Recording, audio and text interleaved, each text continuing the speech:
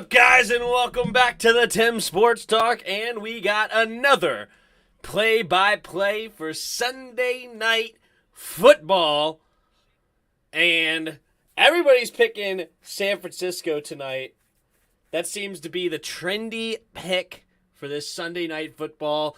With Jimmy Garoppolo coming back, of course, the Shanahan old-school football, controlling the line of scrimmage, running the football. Nathaniel Hackett is being a hack of a head coach for Denver. Somehow they did squeak by their opponent last week, but it was not easy.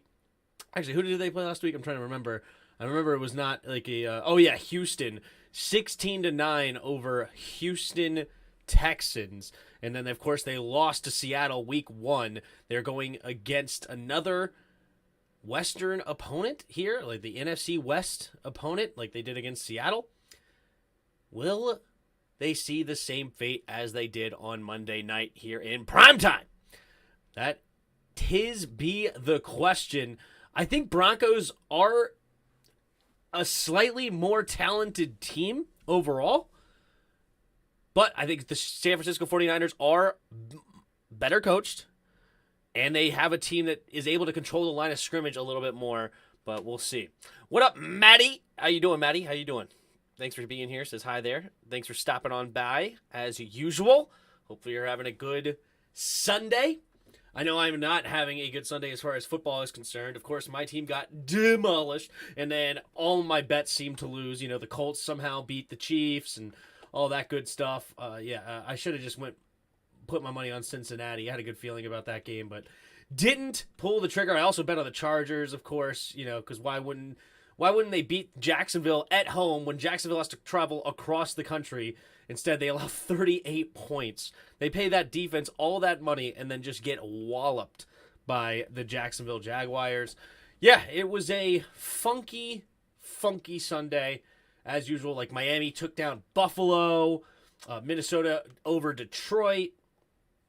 Yeah, it's tough. It's a tough one. But we're going to be hopping into this play-by-play. Hopefully you guys are having a good time. Let's hit that like button if you haven't already. Subscribe to the channel if you're new. And we're going to continue on our path of Sunday Night Footballs, man. Who do you guys got winning this thing? I'm going to put out a poll. Let's do the poll. Who do you got? Let's do it. Let's do. Who do you got?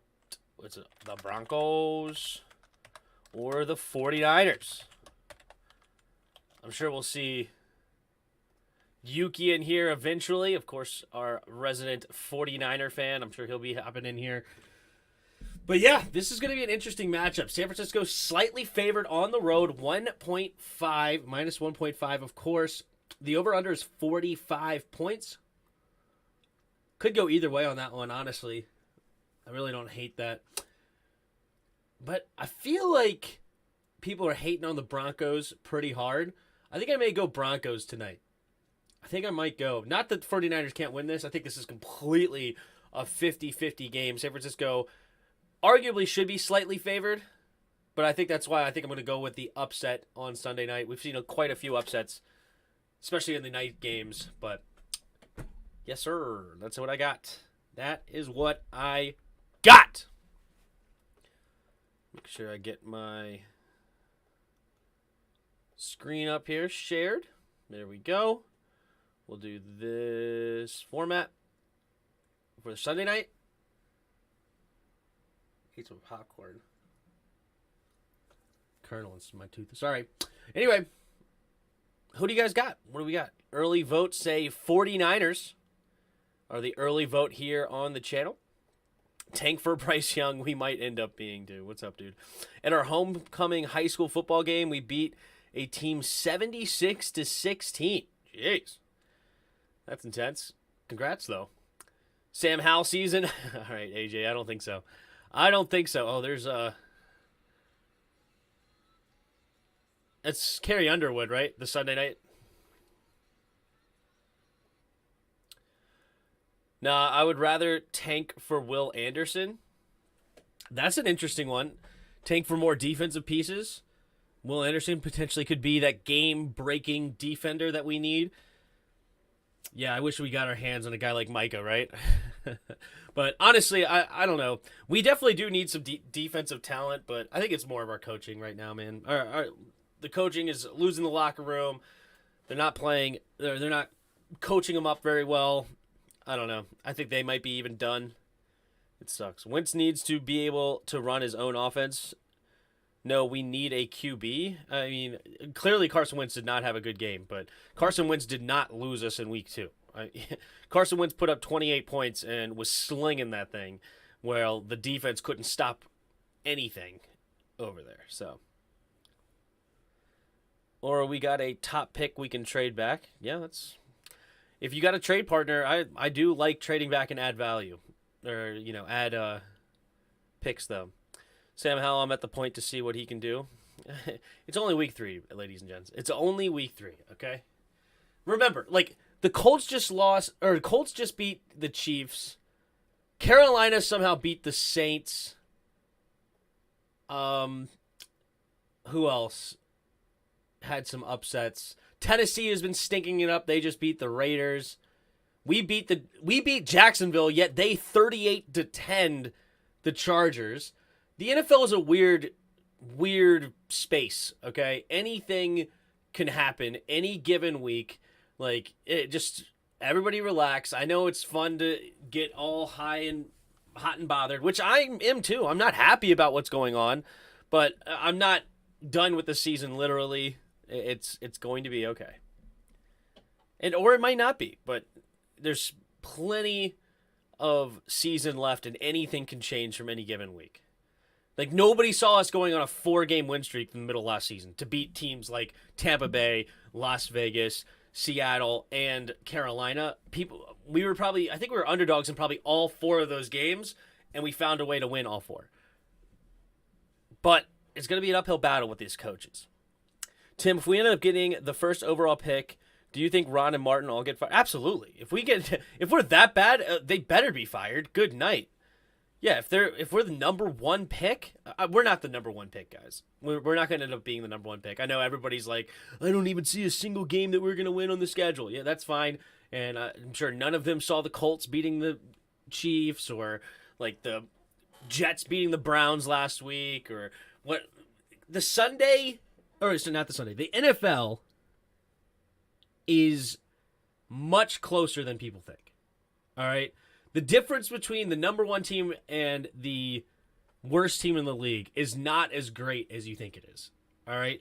Yeah, granted, Buffalo would beat us 9 out of 10 times or something, but we could give them a run of the money, 3 out of 10, win 1 out of 10, lose by 3 out of 10, and then get demolished the other ones or something. You know what I mean? Anything could happen in the NFL. Scott Turner can't call plays. I want Brian Flores or the Chiefs OC as their head coach. I don't want the Chiefs head OC. Why would I want that? And Brian Flores, he was solid in Miami. I wouldn't mind Brian Flores, but I want a new young coach. I kind of want the guy in Detroit. I like how he's handling their offense. That's a guy that I would like. I heard he's 35 years old, but I like just watching tape on the Lions before we played them. I really like how they did their offense. Ron would botch the number 1 pick. Yeah, probably. If we're in the top 10, they need to be fired.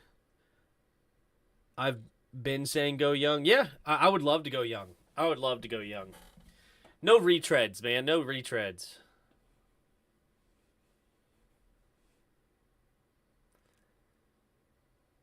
But yeah, somebody young and innovative, not afraid of the moment.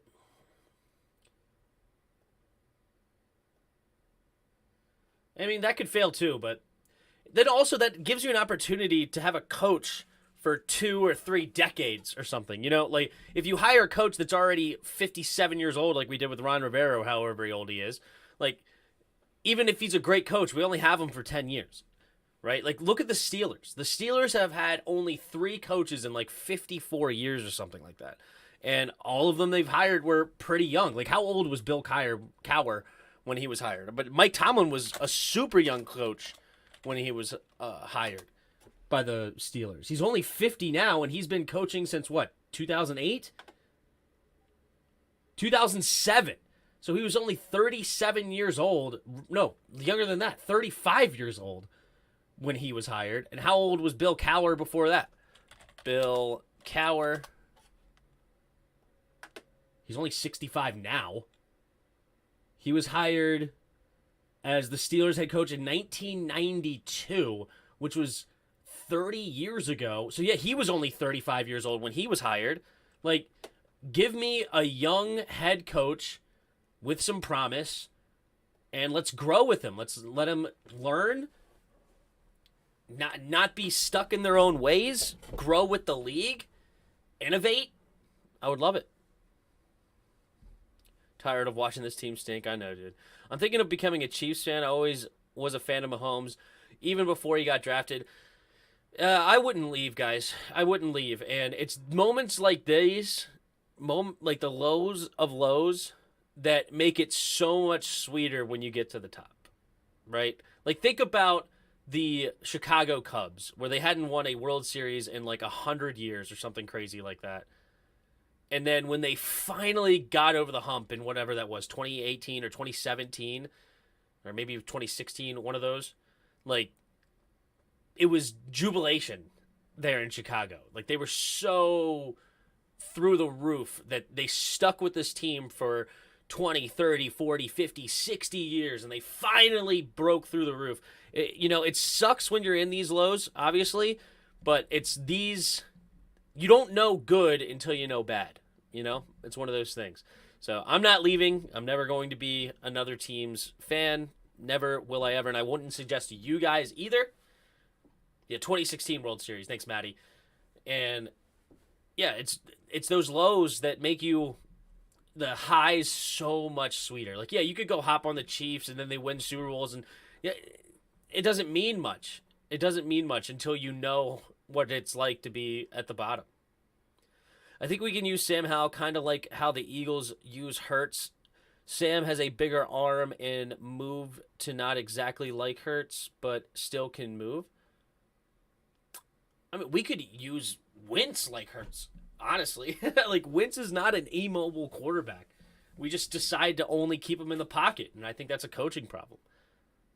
But here we go. We're going to get ready for the Denver Broncos. Ray McCloud back to receive for the 49ers. And there is the kick. And we're going to get a return from the 2-yard line. Runs back to the middle of the field, and he slips one tackle, but cannot escape a second tackle, and he may not have even gotten back to the 10-yard line, honestly. So Jimmy Garoppolo back in the starting lineup. Obviously, Trey Lance broke his ankle, most likely out for the season. So Jimmy G finds his way back to the helm of the San Francisco 49ers, and he'll start deep in his own territory after the poor return. Let's see what they got in store for these Broncos. Yep, they got to their own 10-yard line. 2 tight end set, 2 running back set. Puts a man in motion, takes a snap, handoff to the right side is Wilson Jr., and Wilson will get a gain of about 1.5 yards.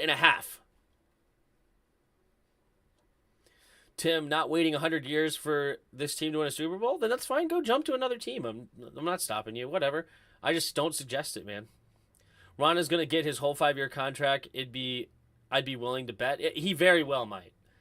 But if he ends up with like a top 3 pick, that might not be the case. Here we go. Under center is Jimmy G. Single back formation. 3 receivers bunched to the right. Now 1 goes in motion to the left. It's Debo. Takes a snap. Play action. Quick throw to the flat. Debo is wide open. And Debo will get the first down. Fighting for extra yards. Gain up to about the 25-yard line. Move the chains for the Niners. Didn't realize Trey Lance got hurt. Yes. I want to say it was early last week's game. He broke his ankle.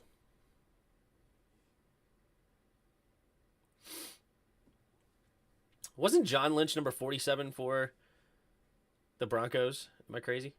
Here we go.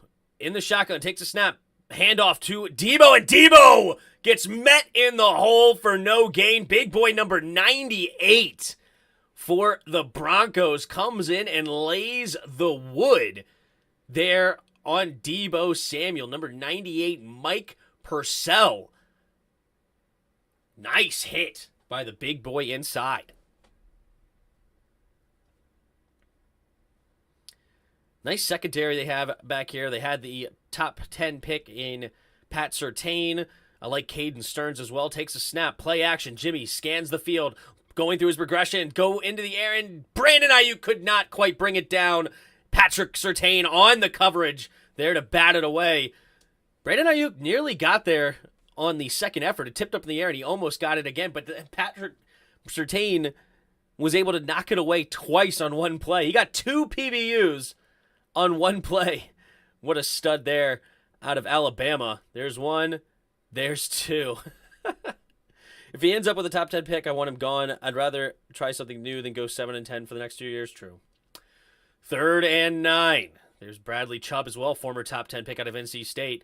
Man goes in motion from left to right. 3 receivers bunch to the right. Takes a snap. Here comes no, never mind. Just a 4-man rush. Patted down at the line of scrimmage. Number 97, DJ Jones, getting his big mitt up there. And that will bring up 4th down and 9 for San Francisco.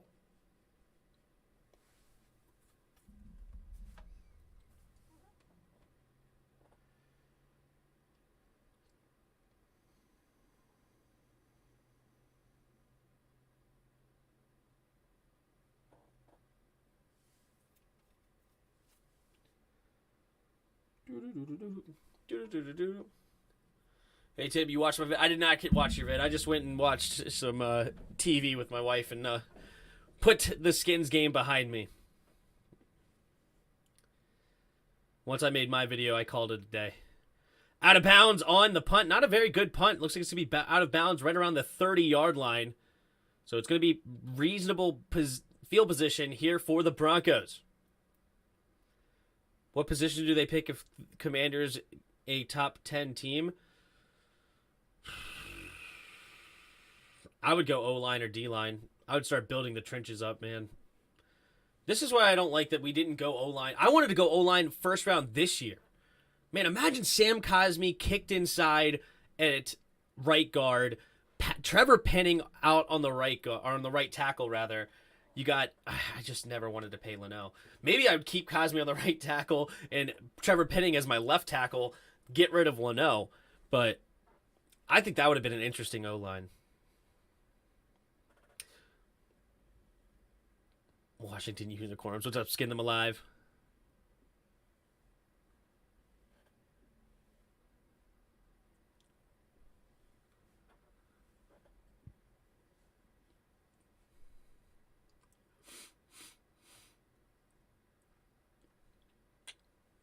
Yep. This game is won in the trenches, ladies and gents. I mean, look at... You need to get some big bodies up in there in the trenches. That's just how I feel. Yeah, I know. I know, boys. Ladies and gents. We're going to stick to this game, though. Let's. What are we thinking about the Denver Broncos versus the San Francisco 49ers?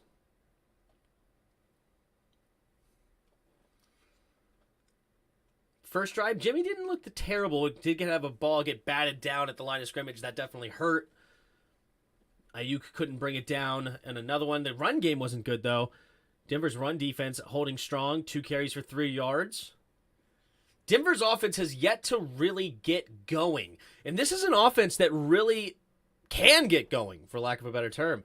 They have Russell Wilson, of course. They have some nice receivers. Cortland Sutton, Jerry Jeudy, the Alex O, or whatever, the tight end. They have a great running back duo, arguably top 5 in the league, if not number 2 behind the Browns with Nick Chubb and Kareem Hunt. Melvin Gordon and Javonte Williams is up there as one of the best running back duos in the entire football league. This is an offense that is not bad at all. But they've only scored 16 points the last 2 games combined. Because I know at least against Seattle, they couldn't punch it in. for the touchdowns. And it's funny because I just mentioned how great those running back duos are. They both fumbled it on the one. But here we go. Russell Wilson in the shotgun, takes a snap, flips it out there to Williams in the flat. Williams will just try to get what he can, and Greenlaw gets the tackle for maybe 1.5 yards. I'm really not interested in Kellen Moore. Louis T is going off right now. Louis T is still live. That's funny. Andy behind me, Bengals, Packers did not let me down, but Washington did. True. Here we go. 2 receivers on each side. Takes a snap. Handoff up the middle for... Was that Williams? No, Gordon? No, it was Williams. Sorry. Handoff up the middle for no gain.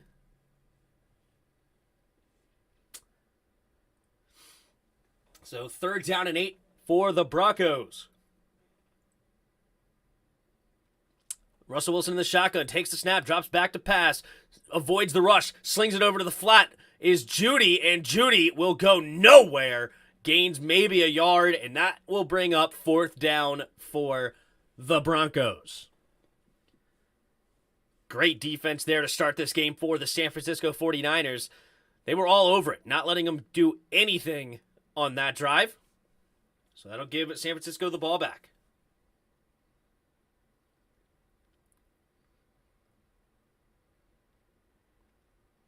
Fred Warner in on that tackle as well. All right, here comes the punting unit for the Broncos. The snap and the punt. Nice punt. Be back around the 20. We're going to get a chance to return it, though. And he's going to go to his right side, and he gets to about the 25, maybe 26-yard line, does Ray McLeod. And that is where this second drive of the Niners will start with Mr. Jimmy G.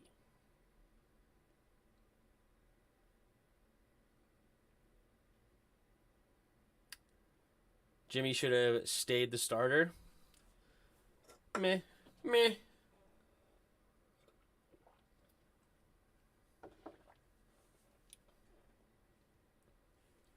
Horrible team ball stop.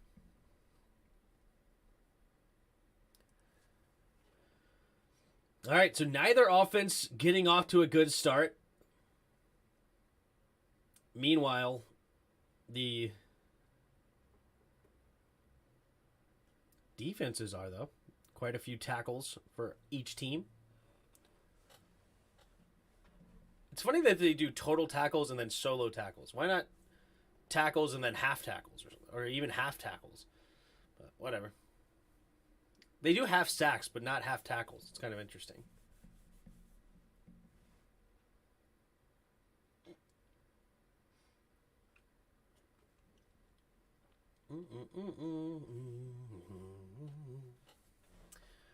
Has Russ become a pocket QB? Remember him using his legs in his younger days? Yeah, I mean, he throws from the pocket quite often, but he also is able to escape the pocket for sure. But they don't use him like a Lamar Jackson or something where they design run with him.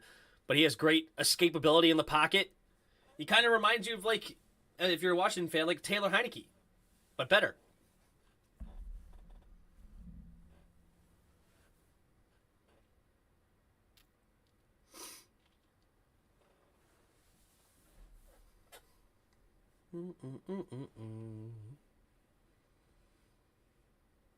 Good old commercial break here.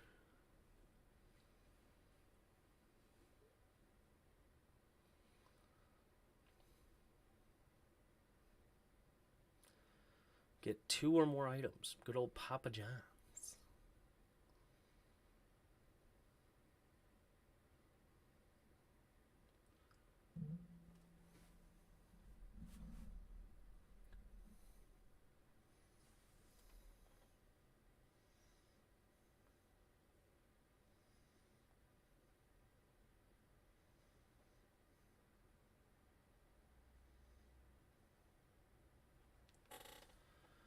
All right, Jimmy G in the shotgun. Empty backfield set, 3 receivers to the left. Takes a snap, only a 3-man rush. Quick throw over the middle of the field and has his man, Brandon Ayuk, for a nice play. First down, up to about the 44-yard line. There goes San Francisco. It's already time to start looking at the draft. No, it's only week 3. Tim, we wait all year, hope for the best, and once again they let us down. How much longer? I mean, I'm going to be here forever, but it is what it is.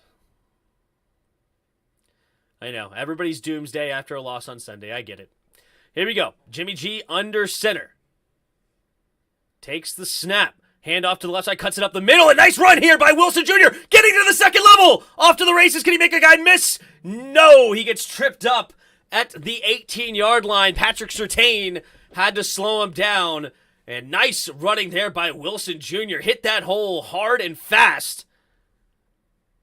And slipped through. Let's take a look at this blocking because he had a tremendous hole. Take a look. Yeah, nice push out by the guard. He was able to slip through the defensive line. Nice play by Wilson. George Kittle getting a little bit of a push to make sure that defensive line did not get a hold of Wilson. He was off to the races. Another empty backfield set. Jimmy takes the snap, drops back to throw. Quick throw over the middle, and he finds his man, Jimmy G, for a gain of 9 yards. It'll be 2nd and 1. Remember him using his legs and set up some amazing throws? Absolutely. That's what Russell does. George Kittle. Nice little in route inside the zone to beat it. Jimmy G looking efficient so far. 3 for 5, 42 yards. Now it's 2nd and 1. 9:15 to go. Handoff up the middle. And Wilson will get the yard. It'll be 1st down and goal now from about the 9-yard line. Tim, how I feel, brother? What's up, bro? I know. Everybody's really upset about the game earlier. I get it. Just trying to focus in on this game. Broncos defense has allowed TDs on 45% of the opponent's red zone drives. I wonder if that's even good or bad. Broncos defensive coordinator there, Egio? He looked young.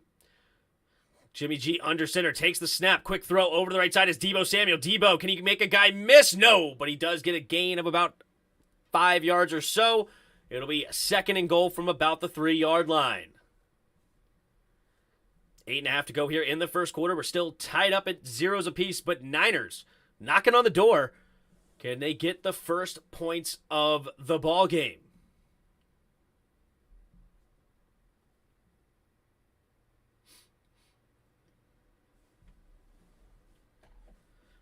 Second and goal. Deebo and Ayuk out wide to the left, 2 tight ends to the right. Jimmy under center takes a snap. Quick throw over to Brandon Ayuk, and what a beautiful play design. I'm actually confused on how that is not a pick play. Because Deebo just ran right into the corner and boxed out for Brandon Ayuk. I wonder how they get away with not calling that a pick play. Because Deebo just runs it right at number 22, and he blocks that. He blocks him.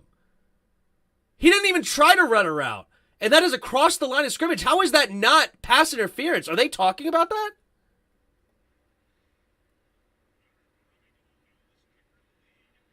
Robbie Gould, the snap, the hold, the kick is up and good. But Deebo didn't even try to run a route. And that ball was thrown across the line of scrimmage. Like, you can't throw that. Like, that is an illegal play that the Niners just got away with. But good for them. But, man, okay, Jimmy G gets a touchdown. Like, you can't just block a dude on a forward pass. That's insane.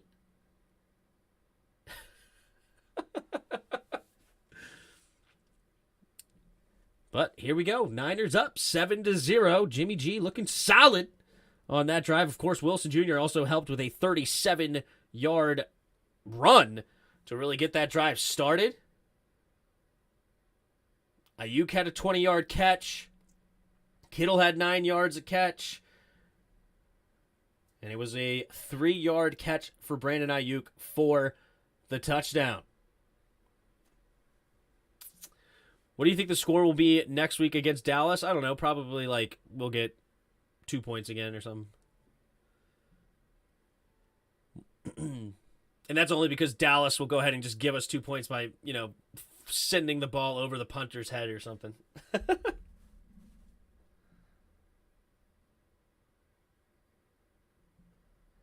Jeez, man. My fantasy teams have absolutely been horrific.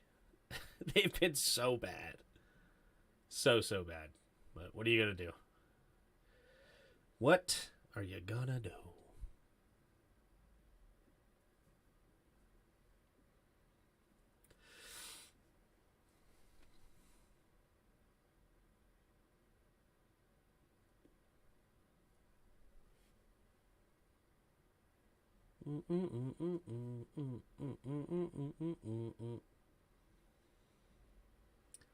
All right, we are coming back.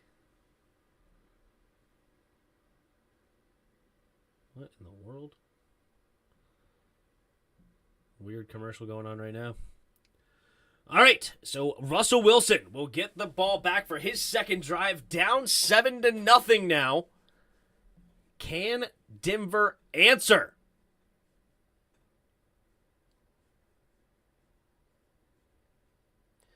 What do you think the score will be next week against Dallas? Yeah, it's bad. Anyway, 7-0, San Francisco. 7:56 to go here in the first quarter.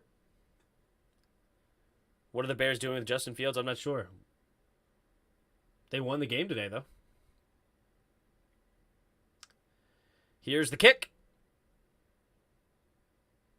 And it will be a touchback on this one. So the 25-yard line is where Russell Wilson and the offense will start their second drive. Let's see are they talking about this?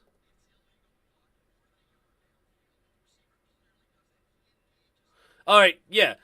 The head ref is talking exactly what I'm saying. Yeah, it should have been offensive pass interference with ease.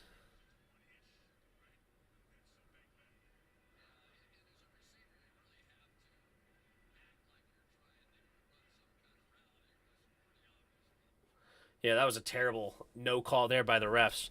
But here we go. Russell Wilson under center. Two receivers each side, takes the snap. Handoff up the middle for Williams, and Williams will barrel forward for a gain of 3. Tim, you think Hutchinson will ever be a Pro Bowler? Did you take a look at his stats earlier?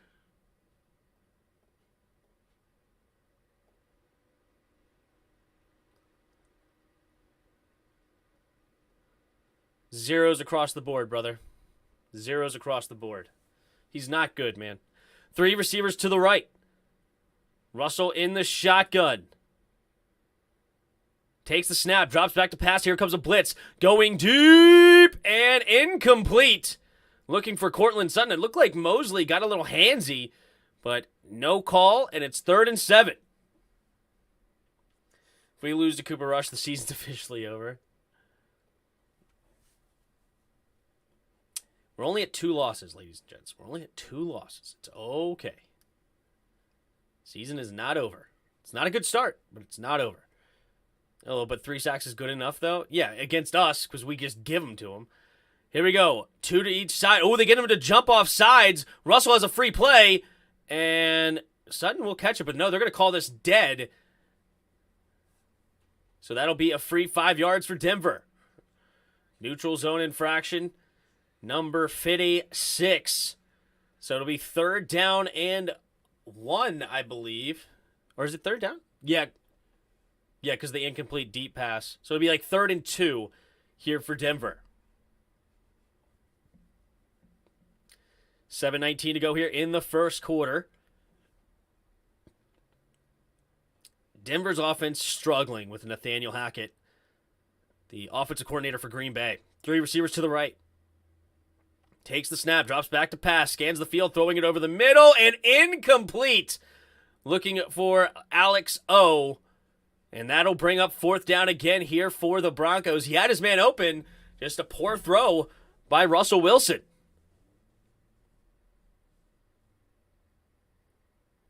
Yeah, his guy was there and available. He just threw it into the dirt. Not a very good throw there for Russell Wilson, and that's going to force another punt.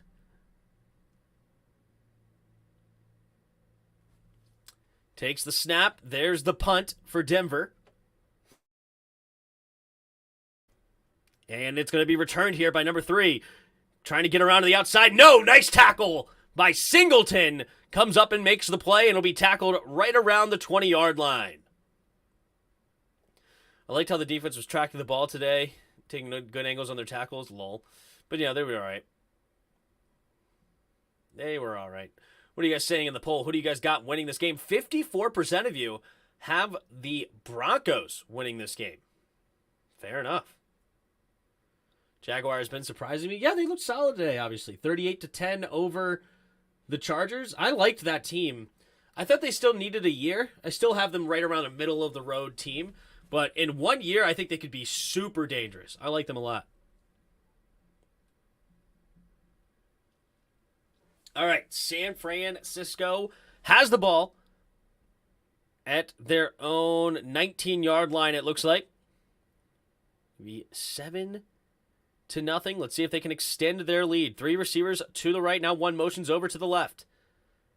2 receivers each side under center. Now goes back to the right as Kuzek. Play action. Quick throw over to the right side. Caught by Brandon Ayuk. Brandon Ayuk makes a guy miss, and he will get a first down. Gain of about 15 yards up to the 34-yard line.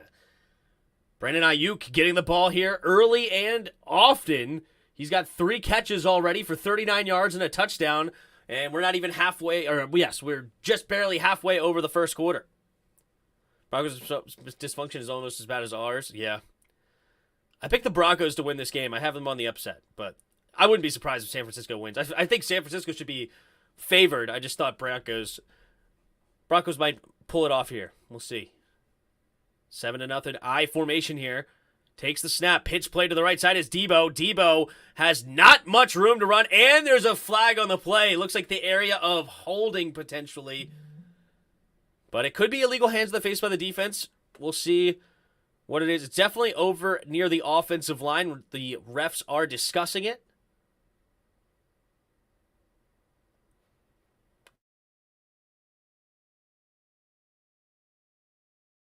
Refs are... No flag on the play, so never mind. No flag on the play. They pick it up, and it looks like it should have been only a gain of 1. It should be 2nd and 9. So far, every team has a win besides the Raiders and Texans. Yeah, that sounds right. Denver on paper should be very, very talented, but they're not playing like they are. True. True.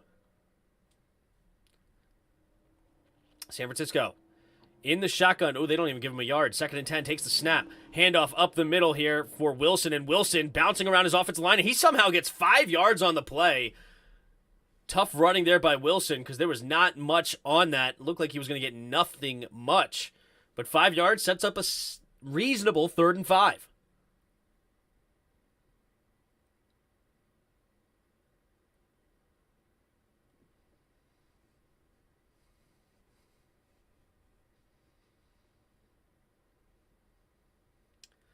All right, 3rd and a long 4, they're saying, for San Francisco.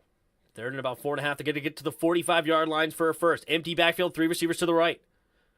And, ooh, it looked like the right tackle there jumped a little early. And that may move them back 5 yards.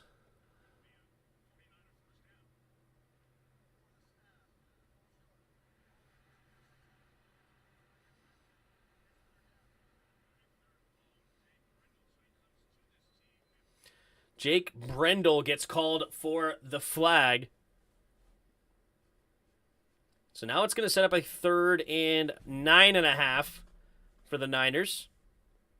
Their offense has been extremely efficient so far. This is definitely doable for the Niners. But obviously a much better situation than 3rd and 4.5 for the Broncos. Let's see if they can get the stop here. Broncos defense is solid. They got some pieces over there. A nice secondary. Refs moving the football. I guess they didn't like where the ball was placed, but we'll see. What up, John Jansen? How you doing? So when do we start Sam Howell? Never. We're not starting him. It's fine. Raiders might as well F them picks from the cuts they made from Mayock and Gruden draft. Yeah. Raiders lost again. That's tough. That is tough. They're 0-3. That's incredible. All right, here we go. 3 receivers to the right. Now 1 goes in motion to, they were to the left. Now they go into the right. Takes a snap. Here comes a blitz. Pressure's coming. Jimmy G, can he escape? No, he cannot. And down goes Jimmy. And it's going to be 4th down and forever, so that will bring out the punting unit. What up, Double? Thanks for playing HGTR at the end of the game. Jarris was out, though. Yeah, it's all good. It was fun. I still enjoy it, even though the Skins stunk it up. But I want them to have a better day. Want them to play better. Oh, yeah, I forgot they have Randy Gregory, too. This defense is really good. Chubb got the initial pressure. Here comes the punt for Wisniewski, I think is his last name. And nice punt here for the Niners all the way back, and he's going to let it bounce. Can he get to the end zone? It will. Number 26 was breathing down the neck. That's a monstrous punt to get all the way to the other end zone. It did bounce around like the 7-yard line. Unfortunate bounce there for the Niners. Fortunate for the Broncos. But the 20-yard line is where Russell Wilson will start this drive down by 7, needing to get some offense working now. They've only scored 16 points the last 2 games, and this offense is way better than 16 points a game, in my opinion. Wisniewski, however you say his last name. I wouldn't be opposed to trading a 5th or 7th round pick for Clelin Ferrell. Okay. Yeah, number 4 overall pick for Ferrell. That's insane. Good, I need Kittle and Sutton tonight in fantasy. Down by 16. My opponent has nobody. Well, good luck. Good luck. Oh, that was a realistic question. Like, if we only got 2 to 4 wins by the bye week, so when do we start them? We're not there yet. Yeah, we're not there yet. Denver's offense, not as powerful as I would have imagined. You ain't lying, Blitz. How you doing, man? Thanks for stopping on by. But yeah, you are not lying. It is not nearly as powerful as one may have thought. Trade a 7th for Snyder. Yeah, I'll give you a 7th and Snyder. How about that? Why would you want to make a trade for an Irish actor? Oh yeah, Colin Farrell. Or Colin Farrell, rather. You know what he was in that was really good? I mean, the movie's okay, actually, but if you guys haven't seen those 13 Lives movie about the people the soccer players that got trapped in that cave, it's a crazy situation there. And it was great documentaries to watch. But anyway, I digress. All right, we got a commercial break. Denver has not looked solid the first 2 drives, I should say. Russell Wilson is 2 for 4 for 3 yards. In the words of, what was his name? Crap. I forgot our old coach. Was it Schottenheimer? No, it wasn't Schottenheimer.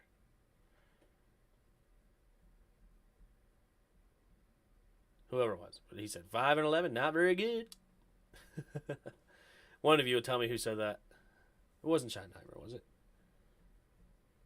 Oh, that's going to bug me. I should know who that was. Okie dokie. Single back formation, pitch play to Gordon, and Gordon will dive ahead for what looks like a gain of 4 yards. 4 minutes to go here in the first quarter. It'll be 2nd and 6 for the Broncos. Russell Wilson going under center again.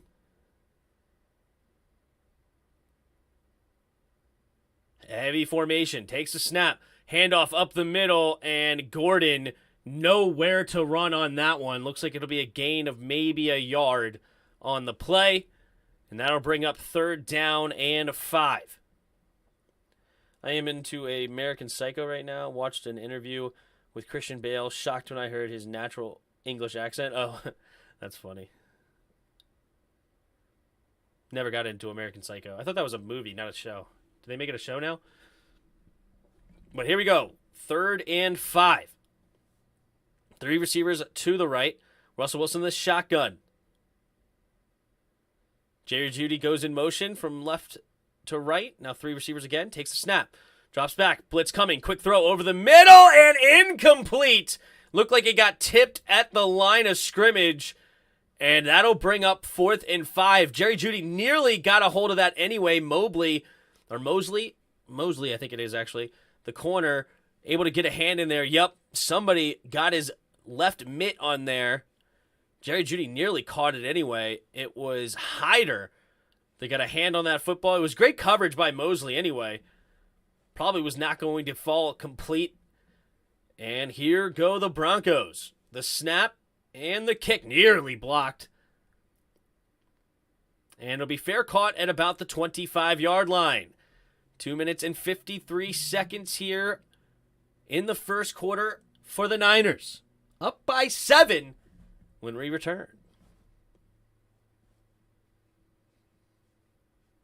Oh, it is a movie. Okay. Christian Bale is Batman. Has a hardcore British accent. Yes. Let's just say we stink the whole year. Wentz doesn't prove he is the starter, and we have a top 3 or 5 pick in the draft. What would you do, Tim? Fire my coaches. Hire a new young coach. See if they like Sam Howell. If that's the case, then I would go the best defensive player on the board. If not O-line or D-line, one of the two. Or if they don't like Howell, then I'll draft my future quarterback. That's what I would do. Those are my options.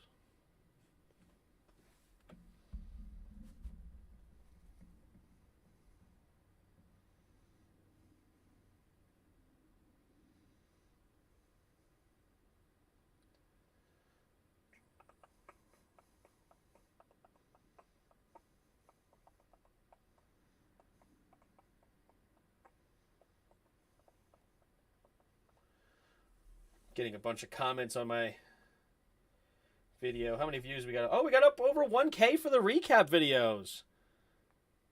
Way to go. Way to go, ladies and gents. We have 3,483 subscribers. You guys are the goats, man. You guys are the goats. Nah, man, we do this all the time. Our owner is oblivious. Yep.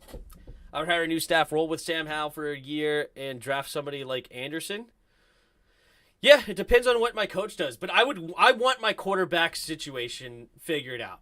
Whether that is Sam Howell, if he believes in Sam Howell and wants to ride with him, fine. If not, I would then draft my quarterback, because the quarterback is the most important position. Like, think about the Chiefs, right? The Chiefs are not the most talented position, or talented team, rather, everywhere. But they're the most talented team at the most important position, right? And you could start building around that. Like, I want my quarterback figured out stat. Preferably with a young quarterback. So I would like to get a rookie quarterback on a 5-year deal. I think that would be awesome. And we have some weapons for him to use. He already has a couple of receivers. Got to draft some O-linemen as well. Could draft defense. Really, I think we need a young quarterback and defense and offensive line. But you're assuming that Carson Wentz is not the future in this scenario. Here we go. I formation. Takes a snap. Pitch play to the left side is Wilson, and Wilson gets hit hard for a loss. It's Jewell. Jewell coming up and making a nice tackle for loss on Wilson Jr. If I'm the Commanders, I'm hiring a new staff and trading overpaid people like Charles Leno and save cap space and then rolling for the success. Yeah. How do you like the Lewis from Kentucky? I know Jarris likes him a lot. I haven't watched him play yet, so I don't have a strong opinion, but he seems like a talented potential guy. I'm not a CJ Stroud guy at all. Play action. Jimmy scans the field, throwing deep, has a man wide open. It's Deebo Samuel for a first down. Man, San Francisco just gets dudes wide open. It's impressive. Or somebody else like Anthony Richardson from Florida. Anthony Richardson seems really interesting from Florida. He's a big body guy, strong arm, some mobility. He's definitely an interesting dude. But I'm not a CJ Stroud guy at all. I'm guessing, well, here we go. Pitch play to the left side is Wilson this time, and Wilson will get a gain of about 4 yards on first down. 2nd and 6 coming up for San Francisco. 1.5 minutes to go.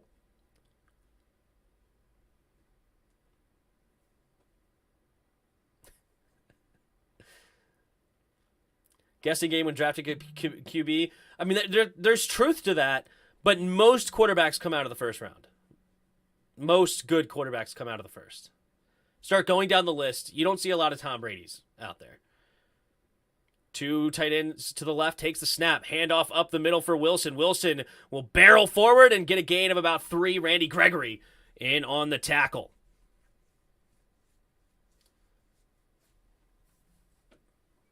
Guess who else was drafted in the 5th round? Sam Howell, yes. Also, it was 6th round for Tom Brady, by the way. Pick number 199. I disagree, Jairus. That's right. Here we go, 3rd and 3. Big play for San Francisco. 35-yard line. 35 seconds left in this first quarter. Could see one more final play. 3 receivers to the right. Now empty backfield. Running back motions out to the left. Now he motions back in, but he's still at the tight end role now. Takes a snap. 4-man rush. Jimmy scans the field. Dancing around and batted away from Patrick Surtain. And that will bring up 4th and 3. And the punting unit is most likely going to be sent out. Denver's defense. Nice strong start. They did have the one drive where they gave up 2 big plays and then the touchdown. But outside of that, they've been playing really strong. Ooh, Deebo Samuel was missed by Jimmy G. He was looking that way as well, but he did not believe. I guess he didn't see Deebo because the line of sight, Deebo was kind of hidden, but if he just threw that downfield to the right side, that could have been a huge play. Here we go. San Francisco takes the snap. There's the punt. And it will drop inside the 10, and nice bounce for the Niners. And it'll be downed at about the 6-yard line by a name that barely fit on the back of his jersey. Oh, my Lord. I think it was Flowers something. This guy, Flanagan Fowles. Flanagan Fowles. That is one heck of a long last name. And that thing fits the entire back of his jersey. If you're going to take for a QB, do it with Archie Manning coming out. That's actually, that's funny. I actually said to my group chat, because somebody was like, I'm done until Sam Howell gets in. I said, I'm done until we draft Archie Manning. Hit me up then.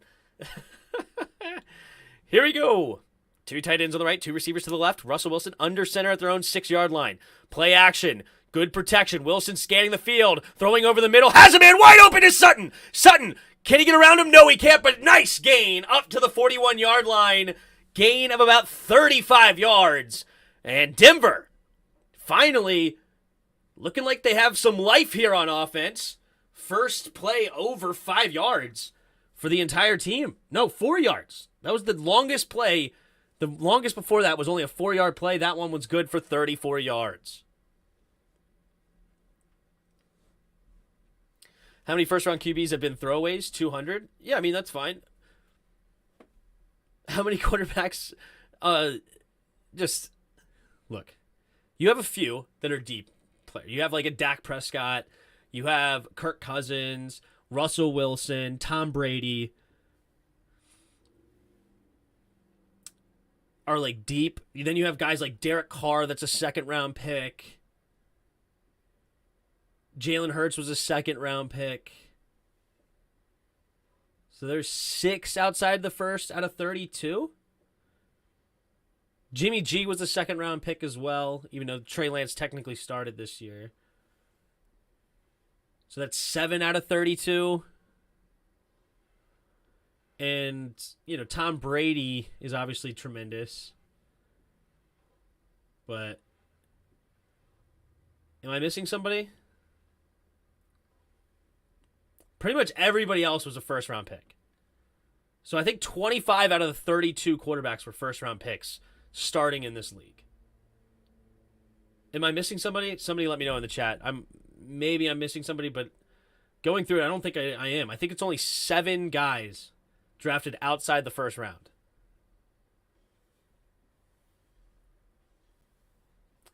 How many Hall of Fame QBs are from the 6th round? 1. I think there's 1. I could be wrong. Maybe there was another guy deep, but... And, of course, you have, like, the guys like Kurt Warner or Warren Moon. There's some guys that are even undrafted that could hit, but You're more likely than not going to find your quarterback in the first round.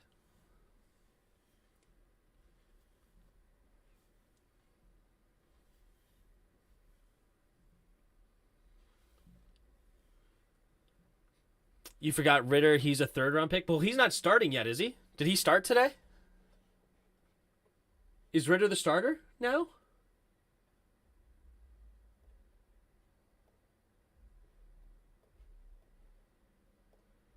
No, Mariota's still the starter, and he's a first-round pick, number 2 overall. Geno Smith, I believe, was a first-round pick. Or was Geno a second-round pick, actually? So Geno was a second-rounder. So that's 8. 8 quarterbacks outside the first. Here we go. Offset I formation. Russell Wilson under center. Guy in motion takes the snap. Play action. Wilson steps up into the pocket. Has a good pocket. Pump faking, but held onto it too long. And number 92 finds a way to get the sack. Big boy number 92. Kerry Hyder, who already had a batted down pass earlier, the 31-year-old vet, coming off the edge this time, defeating Bowles on the left tackle spot. Russell had time to throw the football, but I guess nobody was open. I was messing around. I got you.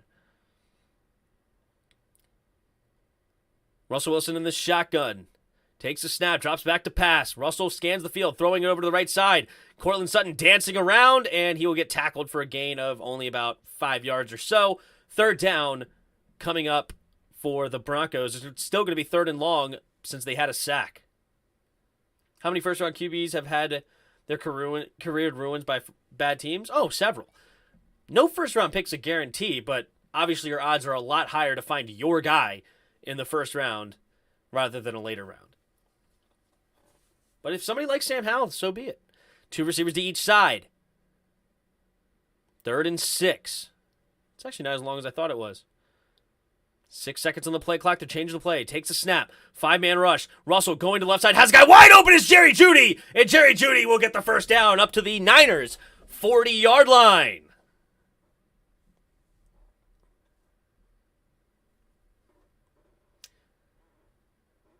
What up, Just Know? My Texans were looking like a top 5 pick team today. Your team needed a lot of help, man. I liked their draft this year, but your team needed a lot of help. Here we go. 2 receivers to each side. Russell in the shotgun, takes a snap, drops back, scans the field, throws it over the middle, and incomplete. Looked like he was looking for Jeudy over the middle. It'll bring up 2nd and 10. The Bears are only averaging 99 passing yards a game. Jeez. Did Justin Fields again not throw the ball a lot? I remember last Monday night, he only threw the ball 11 times. I like trading away down to build depth, that's all. We'll see how it works out for us. Takes a snap. Russell Wilson, handoff up the middle for Gordon, and Gordon will get tackled for maybe 1.5 yards. Great defense here for the Niners. Broncos now going to be looking at a 3rd and long. I don't like the Texans picked Kenyon Green. They could have went Jordan Davis. Actually, you're right. I don't like drafting guards that early. Yeah, so drafting a guard in the first round is not great. I remember Derek Stingley, and I thought they went tackle, but no, they went guard. So never mind. You're right. Fair enough. Both of you are right. They're Just No. Yeah, I don't like guards in the first round. Guards are not first-round picks, in my opinion. 3rd round or 2nd round picks, yes, but 3rd round or 1st round, no. Takes a snap. Russell Wilson drops back on 3rd and 8. Steps up. Pressure's coming, but he does escape it, but he will only get a gain of 2 yards. There is a flag on the play, though. Where is the flag coming from? Not sure. Russell Wilson held the ball for a while. Could be holding on the offense. Looks like it's going to be holding on the offense. I think they're looking at Kyle Shanahan on what they want to call.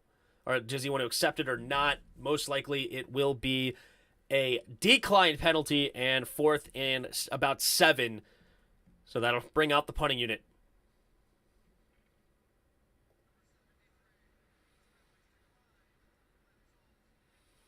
Actually, this is an interesting decision because the Broncos may go for it here. They're kind of no man's land right around the 40-ish yard line. Oh, that was kind of a tough call. I don't think I would have called holding on that play. Fleming, I don't know. But all right, they're going to go with the field goal. They are in Denver. Obviously, field goals go big distances. This is a 55-yard field goal from the right hash. Very makeable for a guy like Brandon McManus, who has a nice big leg. The snap, the hold, the kick is up, and the kick is good. Hugs the right side of the upright. It would have been good from 63 yards for Mr. McManus. Good kick, and Broncos are on the board, 7-3 now.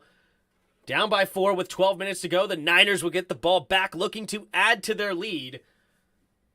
The Niners got the ball first, so the Broncos will get the ball coming out of the second half. Wilson is a fourth-round guy. Yes, Russell Wilson's a fourth-rounder. Kirk Cousins a fourth-rounder. Brady's a sixth-rounder. Carr's a second-rounder. Geno's a second-rounder. Jimmy G's a second-rounder.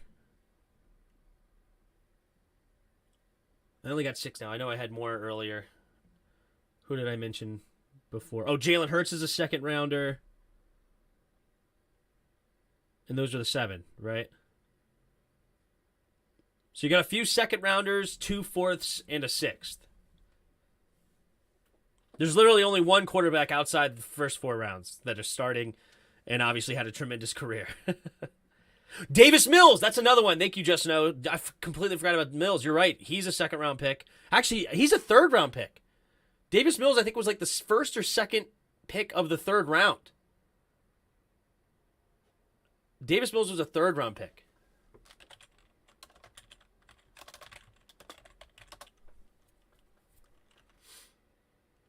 Yep, third round by the Texans. Pick number 67. I think that was round 3. I think that was like the second pick in the third round. No, that would be the third pick. Because 64 picks in the first 2 rounds. So, yeah, third pick in the second round was Davis Mills. So, there's another one. So, that's 8. Daniel Jones was the 6th pick. Yep. So, 8 out of 32. So, that's 24 out of 32 in the first that I think of so far. Jamarcus Russell was terrible. Yeah. Let's go other way of, terrible first-round quarterback picks. It's terrible. Good old Jamarcus Russell. The GOAT.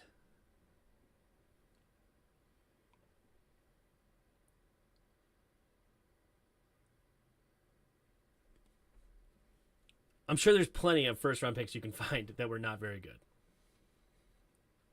Plenty.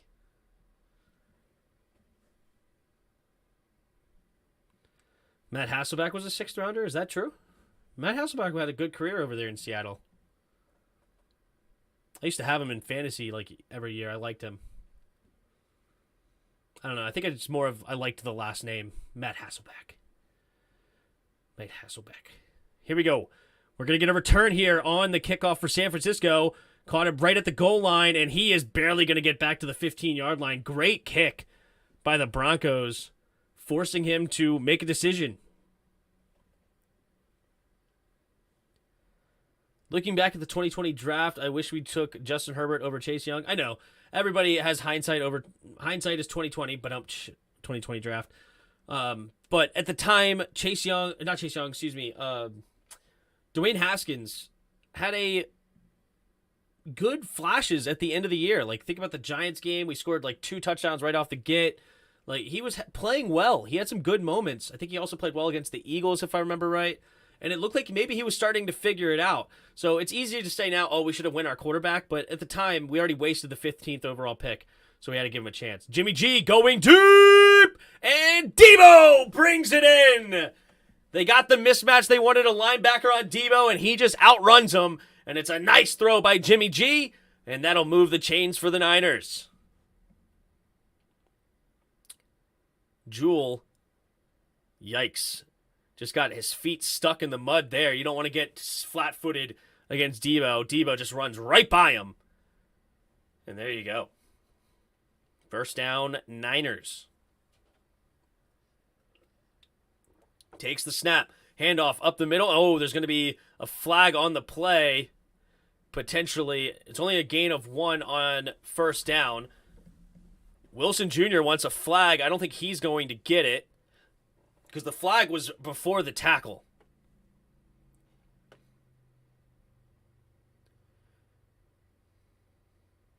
Would have wasted like the Cardinals did with Josh Rosen and the next year draft Kyler Murray.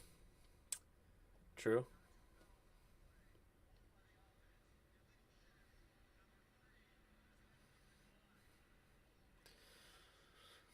Holding number 74. That'll be a 10-yard penalty. 1st and 20 for the Niners. Yeah, I mean, you could say that, yeah, the Cardinals made a great decision, right? Because they also knew that Josh Rosen was absolutely god-awful. Like, you know, people could say have hindsight 2020, but at the time, Dwayne Haskins towards the end of the year showed some potential, where Josh Rosen showed absolutely nothing. He was horrible. Funny how Sean Taylor was 5 and Chase was 2. Yep. Here we go. Man in motion. Shotgun for Jimmy. Takes a snap. 4-man rush. Steps up into the pocket. Good clean pocket. Throws it over the middle. Finds George Kittle. Kittle slips the tackle and will dive ahead for a gain of about 10, maybe 11. But remember, it was 1st and 20, so that's just getting the yards back that they lost. 2nd down and probably around 9. I hope the Browns don't become a top 10 pick in the next 2 years. Yeah, because you traded away all your first-round picks. 2nd and 9.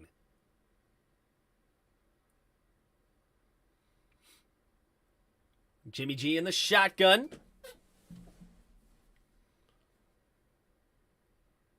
Puts a man in motion, takes the snap. 4-man rush again, steps up, going deep, and overthrows Brandon Ayuk, who may have had a step on his man, but that'll bring up 3rd and 9. If the Texans get past the top 10, I'll be shocked. Yeah, Texans just needed a lot of help. They're a few years away. I like Davis Mills on a team that's set up. Like, Davis Mills on the Niners could be a really interesting quarterback. Like, I would like him more than I would like Jimmy G on the Niners. With that offense and those weapons, like, he could be a great game manager, smart quarterback. But on the Houston, he's not going to elevate you guys. Jimmy G in the shotgun, 2 receivers to each side. Takes the snap on 3rd and 9. Quick throw over to the right side, and Debo makes the catch, slips the tackle. And he's still fighting for extra yards. They're going to call the play dead, though. So this will bring up 4th and 4, roughly, for the Niners. And there will be a decision to be made for Shanahan. He's in kind of no man's land. Debo Samuel still on the ground. Debo, hopefully he's okay. We'll see how Debo's doing. But he's kind of in no man's land. It's kind of an awkward spot. He's too long for a field goal. Pretty much it would be a very short punt. He's got a decision to make with 4th and about 4 or 4th and 3. Russ didn't play any preseason for Denver. I think that's true. I think that is true.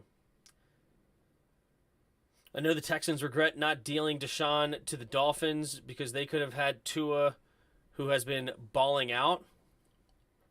I don't think the Dolphins ever were going to trade for Deshaun. I think that was all rumors because they were all bought in to Tua Tagovailoa. You think Tua is going to have a good season? He's already having a good season. He's 3-0, beat a team like the Buffalo Bills, who was everybody's ranked number 1 team in the power rankings. So, yeah, I mean, he's already having a tremendous year. I didn't see what his stats were against Buffalo today, but let's take a look. I mean, Tua had a pretty pedestrian year today. 13 for 18, 186 yards and a touchdown. Meh. And they didn't run the ball well either. How in the world did they beat the Bills? Oh, 4 fumbles. But only lost 1. Good grief. How did the Broncos lose? Just not punching it in? They had like over twice as much yardage in the game. Josh Allen threw the ball 63 times. Oh my goodness. 31 first downs to only 15? And Allen threw no... What in the world am I looking at? Only 1 turnover? 7 penalties to 4. They destroyed... How in the world did Miami win this game? How many turnovers on downs did they have? Oh, a missed field goal and a turnover on downs. And they had the safety. But a missed field goal will do it to you every time. Yeah, if they would have made this field goal, they would have been able to win it on this field goal right here. Take the lead.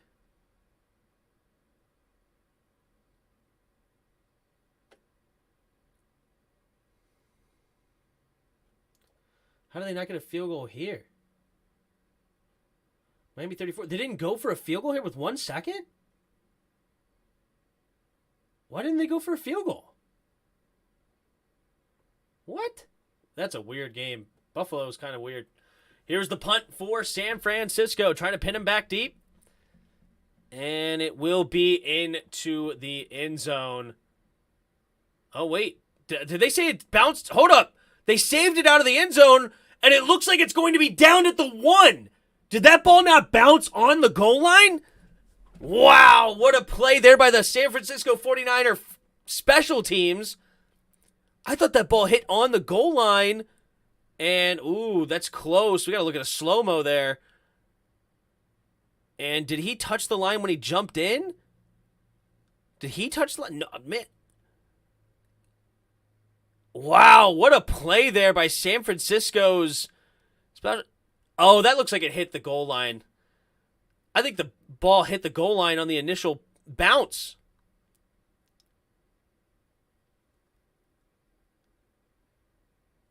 Yeah, that hits the goal line on the initial bounce. So that will be overturned potentially. And I got to see if number 26's right foot was on the line. But I think the ball hit the ground on the initial bounce. So, and I think his toe was touching. So I think both of the quote-unquote great plays actually were negated. I think his right foot touched the line, and I think he's throwing the challenge flag, and I think the right foot of the gunner touched the line as well. I think the nose was above the line. No way. No way did the nose not hit the ground. No way.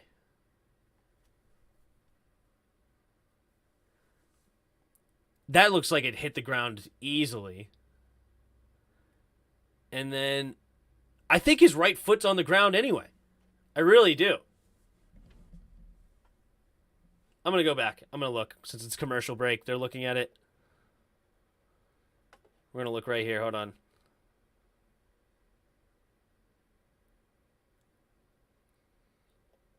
Yeah, hold on.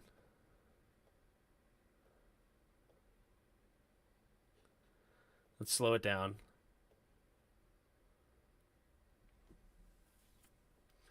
They ran out of time. They caught the ball but didn't have timeouts. Hold on.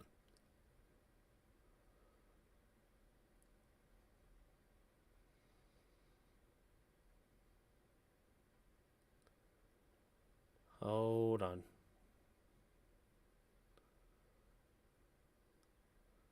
Got it going in 0.25 speed. See where he jumped from to touch that football.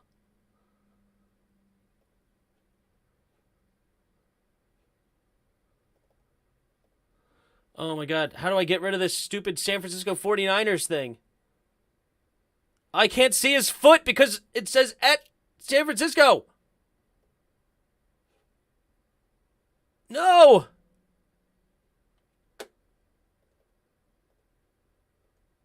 His foot is touching the line. That's crazy. And it's barely touching the line as well. If they don't overturn this, I think that's unbelievable. That's the second bad call for the Broncos.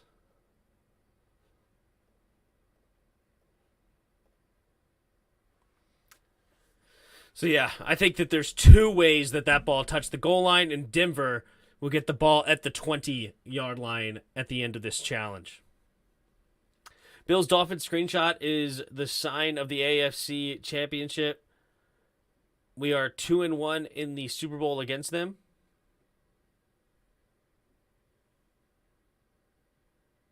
Oh, against those two teams. True.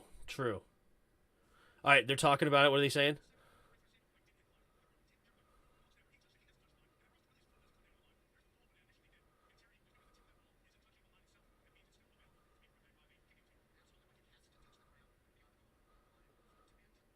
Wait, they really are saying that this didn't... Are you serious?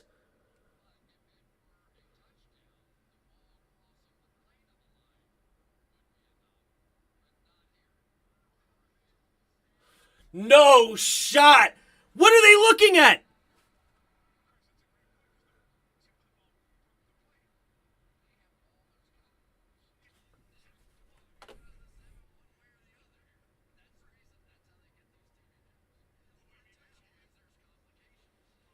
Wow, I think the Broncos got screwed there. I think the Broncos got absolutely railroaded on that one. But that's the case, and they get the ball now at their 1-yard line, down by 4. It looked to me like the ball touched White, and his foot touched White. I couldn't get a great angle of his foot, though. I want to see a better angle of his foot, but it is what it is. Here we go. Russell Wilson under center. Takes the snap, handoff up the middle, and nice run here by Javonte Williams, who will give them some breathing room, gains about 6 yards on first down. Double says terrifying. Yeah, I don't know. Whatever. I don't know how that was missed by so many eyes. That's nuts to me. But it is what it is. Here we go. 7-yard gain for the Broncos brings 2nd and 3. Under 9 minutes to play here in the second quarter. They're up to the 8-yard line. Russell in the shotgun. Takes the snap. Play action. Quick throw over to the left side. Caught by Cortland Sutton, and Sutton will get enough for the first down, and that'll move the chains for the Broncos. 8:23 and counting here in the second quarter.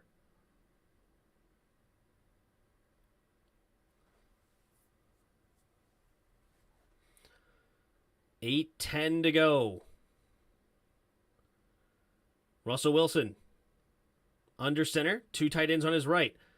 Receiver goes in motion from left to right, fakes the jet sweep, handoff up the middle is Javonte, and Javonte will dive ahead for a gain of 4.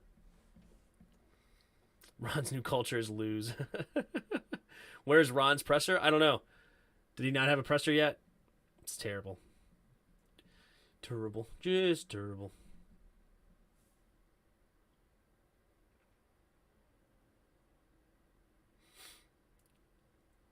All right, 2nd and 6. Wilson under center, I formation. Williams, this running back, takes the snap, pitch play to the right, has blockers in front, cuts it up, and will dive ahead for another gain about 3.5. It'll be 3rd and 3 coming up. Wondering what Terry has to say? Yeah, get me the football maybe? I don't know. 7 minutes to play here in the second quarter. Russell Wilson in the huddle. Under 7 minutes to play here.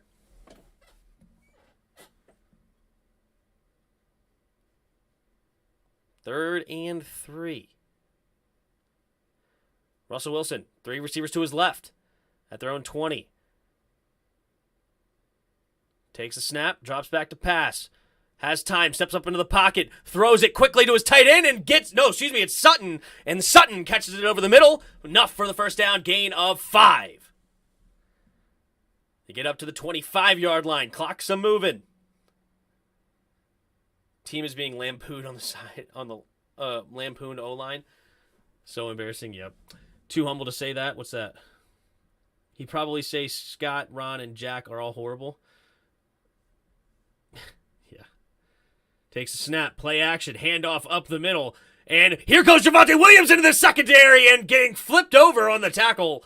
And a nice gain of about 17, 18 yards for Mr. Javonte Williams.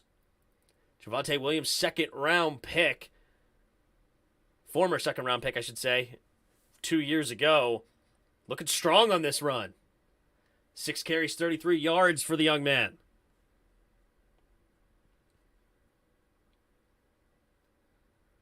Go in the I formation again. One tight end on the right. Russell. Under center at their own 41-yard line. Takes a snap. Delayed handoff here to Williams. Williams cuts it up the middle. And nice running again. Good blocking up front. And a gain of about 8, maybe 8.5. He'll probably also say we got to start Hal too. Too funny. Russell Wilson. With handing it off, man. Just letting these running backs work. 7 carries, 42 yards for Javonte Williams. Denver's got a good run game. Yeah, they have the second best running back duo in the league, I think. 2 tight ends on the left. Takes the snap. Play action. Wilson steps up, and he's going to keep it himself. Shuffle passes it to Melvin Gordon, who's going to run downfield inside the 30. And I think Russell Wilson's right foot was behind the line of scrimmage. And that's going to be good for a first down, little off-schedule play there by Russell Wilson. Holy moly. And Gordon getting some yards on that one.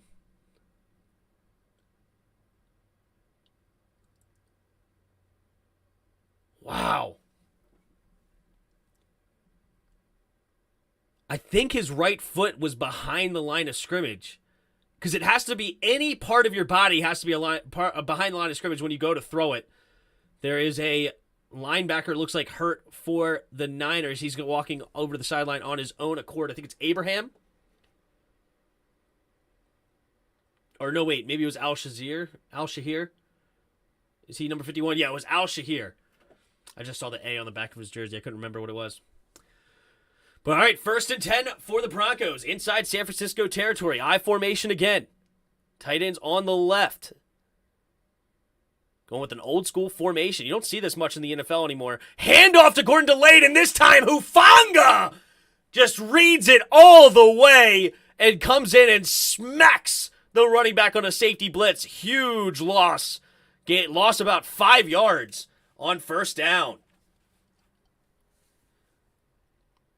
Hufanga out of USC. They were calling him Baby Troy Polamalu. He's not quite the athlete, but he was showing some Troy Polamalu instincts on that play. Well done. 2nd and 16.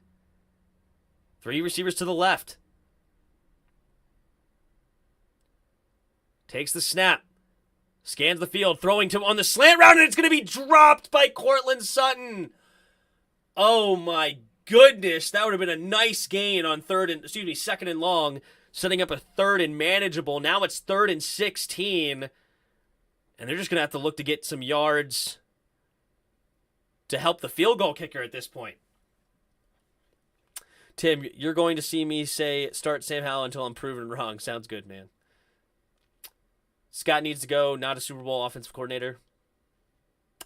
True. All right, 3rd and 16. Empty backfield. 3 receivers bunched to the left, 2 bunched to the right. Takes the snap.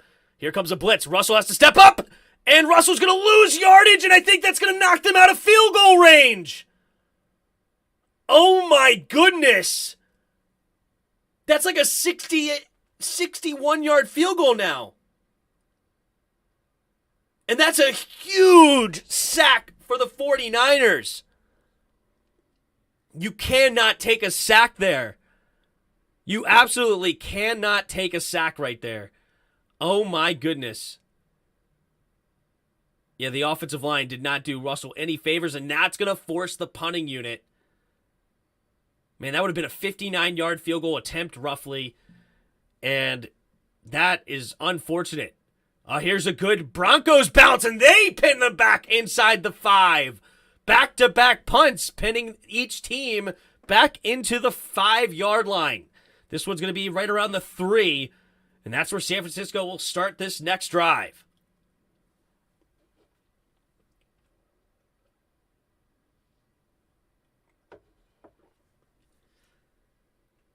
Ron needs to be fired. Scott Turner, he's calling dog crap. I know. Everybody's feeling some type of way. I understand.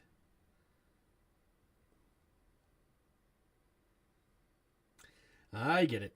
Trust me, I get it.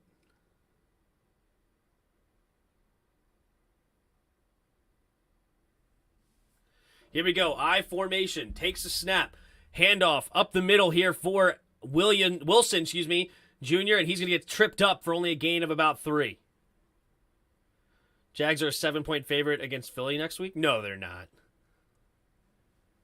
You mean a 7-point underdog? And we're about to hit the 2-minute warning here in Denver.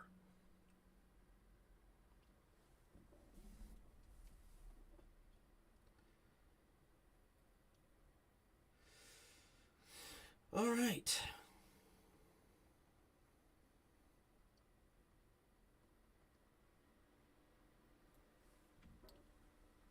Even punts both starting around the 2-yard line. I know, right? Yeah, you meant underdog. That makes sense.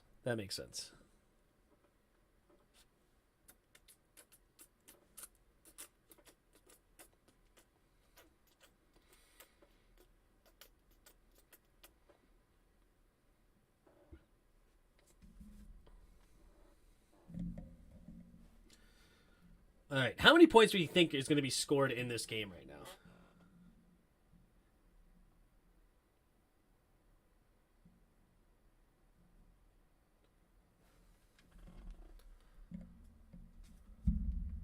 Tim, who you got, Giants or Cowboys? Give me the Cowboys. And we're a 3-point underdog against Dallas. Imagine that without their starting quarterback. Commanders, what a joke. They definitely don't command any respect. So far, so true. So far, so true.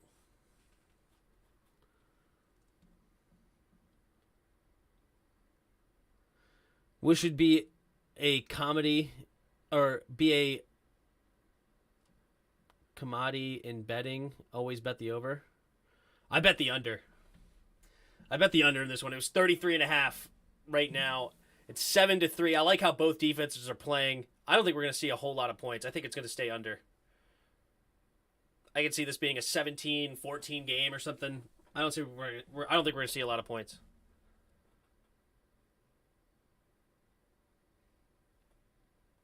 But who knows? Could be a trap.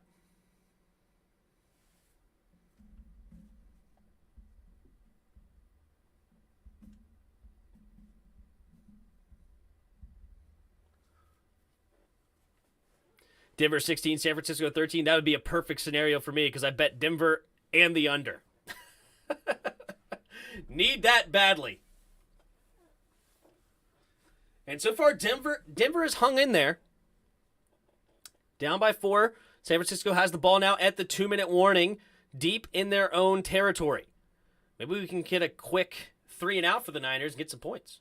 What's the line, Tim? The line was 1.5 San Francisco. I just took Denver money line. I like betting the money lines, but I just took Denver money line. Maybe I should have taken a 1.5. Maybe that's stupid on me. But here we go. Ayuk goes in motion. Hand off to Debo. Debo will get tackled for only a 2-yard gain. Good defense there by the Broncos. Clock continues to run. Oh, Denver will use their second timeout. So, yeah, they want a chance at points here, try to double up through halftime. They get the ball coming out of half, but they got to hold them here on 3rd down. Saying the skin spread is always a bet over the spread at this point. Yep. Denver offense is making ours look good. All Denver games so far between low scoring have been low scoring. True. Very true. Yeah, 17-16 with the Seahawks, 16-9 with Houston. Yeah, the defense is not bad for Denver at all, and they've showed up tonight. And, of course, San Francisco's defense is pretty solid, too. Minute and 52 seconds. Got to get off the field here if you're Denver. 4 receivers to the right. Jimmy G in the shotgun. Takes a snap. Drops back. Pumping. Keeps it himself. He's going to run for the first down, and he gets it. Gets to, oh, wait, hold up. Holding in the second. It looks like it's probably going to be holding on the O-line, but hold on. Is this a safety? Where was the hold started? Could be in the area of a safety. Nope, half a distance to the goal. Replay, third down. It was not a holding in the safety there by Mike McClinchy. Let's take a look. The right tackle. Yeah, good call. It was the holding started outside the end zone. So that is not a safety. All right, here we go. Third down. Denver crowd getting into it here with 1 minute and 46 seconds. Third down and 9. Can Denver hold him here to maybe get some points before half? Jimmy G in the shotgun. 3 receivers to his right. Takes the snap. Quick throw over to the right side, and Jennings drops it. I think that's Jennings, number 15, and it's incomplete, and that will force the punt. Tim, who do you think the worst team in the NFL is so far? I mean, it's got to be Houston. Houston's not very good. I mean, they're playing team strong, but they're 0-3 for a reason. I think they're outplaying their talent level. So they're up there. I mean, we're in the bottom right now because we look horrible. What's funny is the Giants are 2-0, but they're still a bad team. Chicago's pretty bad, even though they're 2-1. And then Seattle's pretty bad too. Here we go, running up the middle, and it will be tackled right around the 50-yard line. So Denver has great field position here, trying to get points before half. Worst team is the Redskins long-term health-wise? Maybe. I think Houston, though, has got to be the worst team in the league. They're 0-3 for a reason. They are so many, just voided of talent in so many ways. Russell Wilson, let's ride. Ay. Washington, without a doubt. Washington's bad right now, but they're more talented than Houston. They can figure it out. Saying us long-term? I mean, Houston is pretty bad long-term, too. They have a horrible owner as well. 1st and 10. 2 receivers to each side. Wilson in the shotgun. Takes the snap. Drops back to pass. Scans the field. Quick throw over to the left side for Williams in the flat. And Williams will get a gain of about 2. And he gets knocked over. Is there any flags on here? It does not look like it. Mosley, I think really, they just got tangled up a little bit. No harm, no foul. Bengals are also bad. Bengals won today. Bengals are not bad. Commanders are the worst team by far. Okay, guys, I know. We're emotional right now. 3 receivers to the right. Wilson in the shotgun. Takes the snap. Drops back to pass. Steps up in the pocket. Throwing to the running back and not caught by Williams. I thought he was about to one-hand snag it. But the safety came up and hit him. And no good on that one. 3rd and 8 now for Denver.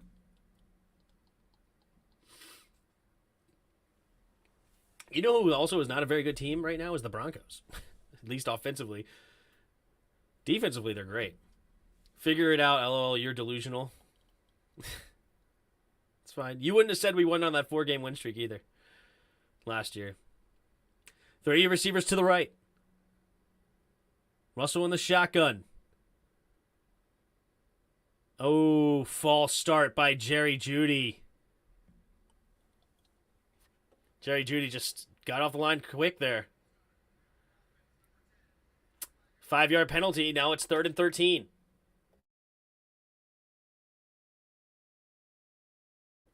Embarrassed, not emotional. Yes, everybody's very emotional after this loss, and I understand it. I was more emotional after the last loss than this one because we're going against a top team in the NFC. We are.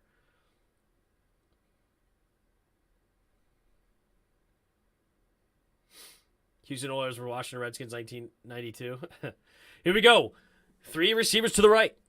Russell in the shotgun on 3rd and 13, takes the snap, avoids the rush, pumping. He's going to keep it himself. Can he get to the first down marker? No, he cannot, and there's a flag on the play, most likely in the area of holding on the offense. So instead of about 4th and 4 or so, this is going to be holding on the offense, and now it'll be 3rd and 23.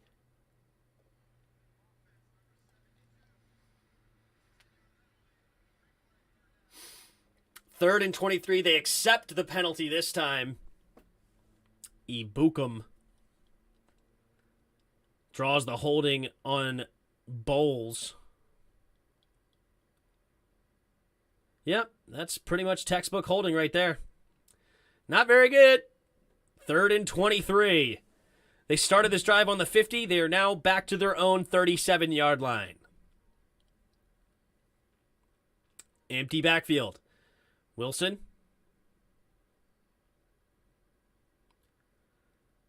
Takes the snap. Only a 4-man rush. Throwing it underneath. Caught by the tight end, who will get as many yards as he can back there. 1:06 seconds, and San Francisco will use their first timeout, looking to potentially get points of their own. The other way, let's see if Denver can pin them back deep again.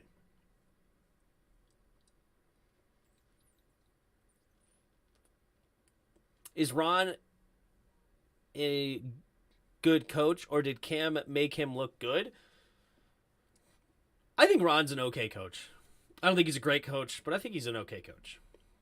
But what the problem is that he hired not very good coordinators, and that's the sad part, right? In Carolina, he hired good coordinators, at least especially on the defensive side with Sean McDermott, who's proven to be a great coach over there in Buffalo, rather. But here's the punt from Denver. There's the kick. And it will be fair caught at the 11-yard line. So San Francisco will have 1 minute to go, 2 timeouts, and we'll need to go right around 89 yards for a touchdown, or maybe about 40-ish yards to get into field goal range. Just getting the love saying BS. Denver's offense looks like Tampa.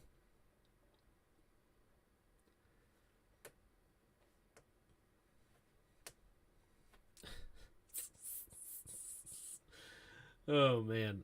The problem with Ron is that he hires not very good coordinators. That's the problem.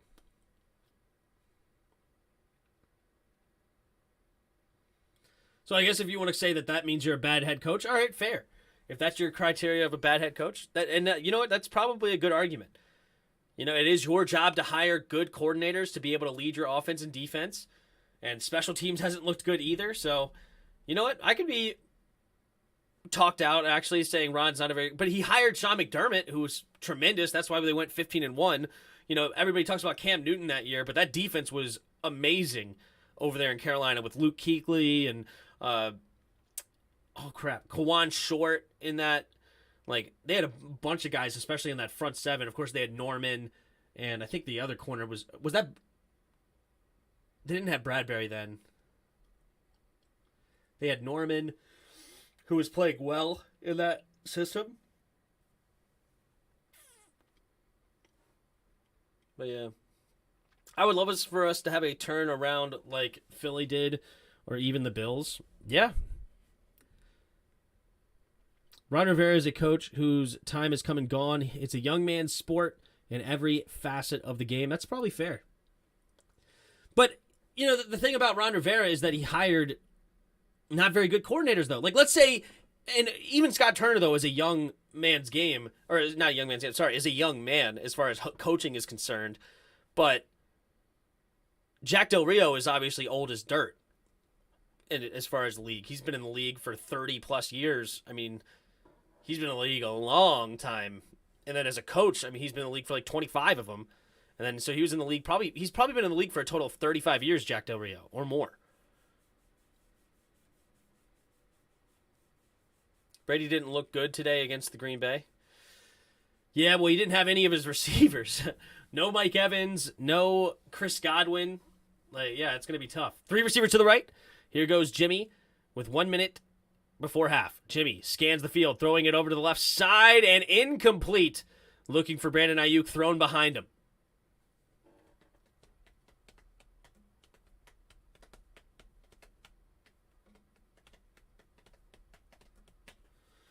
56 seconds left here in the second quarter.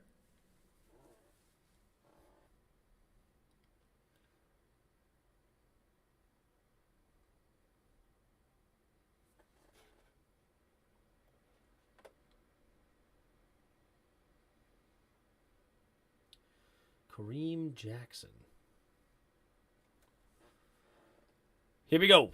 2 running back set. Put 1 in motion to the flat over to the left side. Takes the snap. Jimmy scans the field.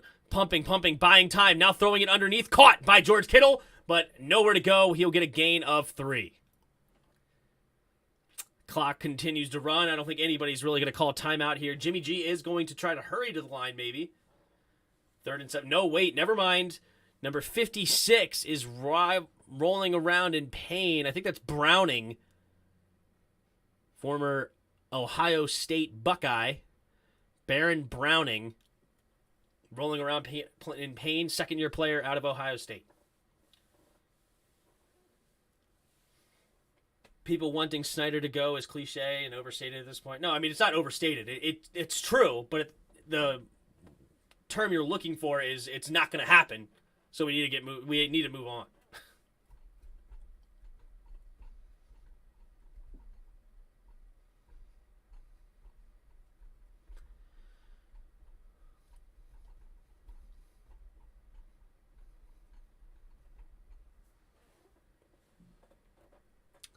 Seven to 3, San Francisco on top. Denver's offense looking suspect.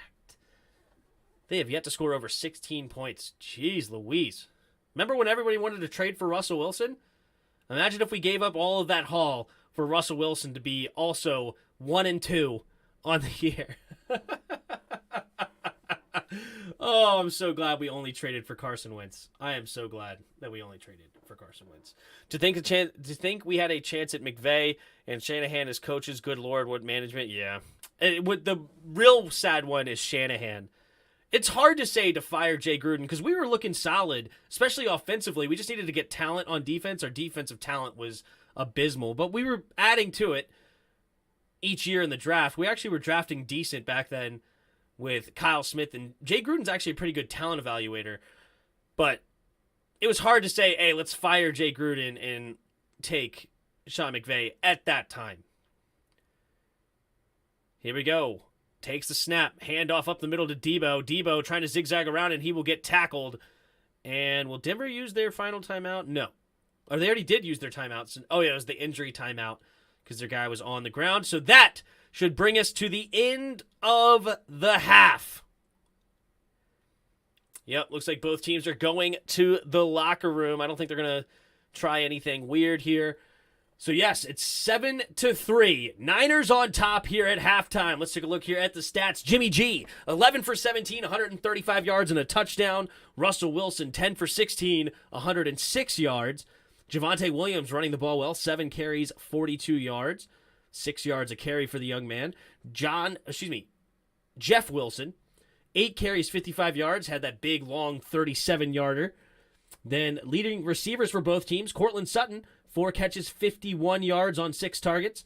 Debo Samuel has 5 catches, 73 yards for San Francisco.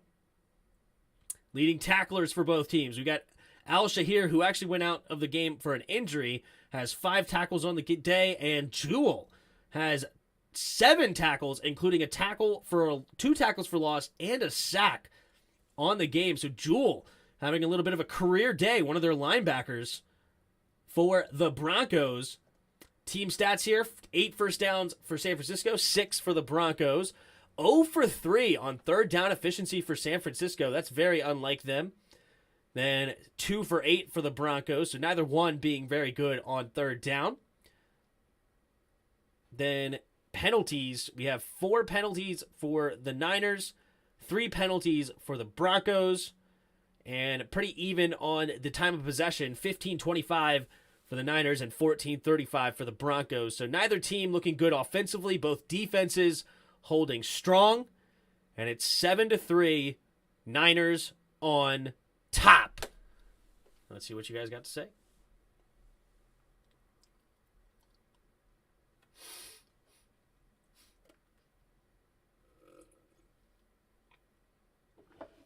I know everybody has hindsight 2020. Everybody. Okay, when was Sean McVay hired? 2016? Sean McVay was hired in 2016. No, 27. Yeah, his last year was 2016. So 2017 was Sean McVay. They didn't go to the Super Bowl his rookie year as a coach, right?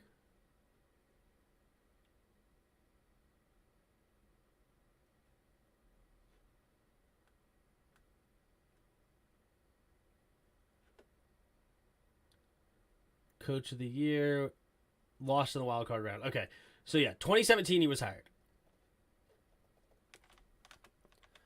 Washington records by year.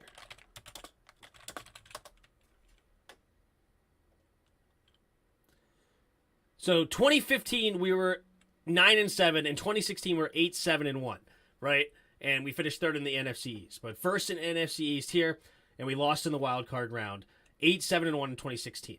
This is after he had inherited a horrible team since we lost Robert Griffin. We had no first-round picks. We went 3-13 in 2013. Jay Gruden's first year, we went 4-12.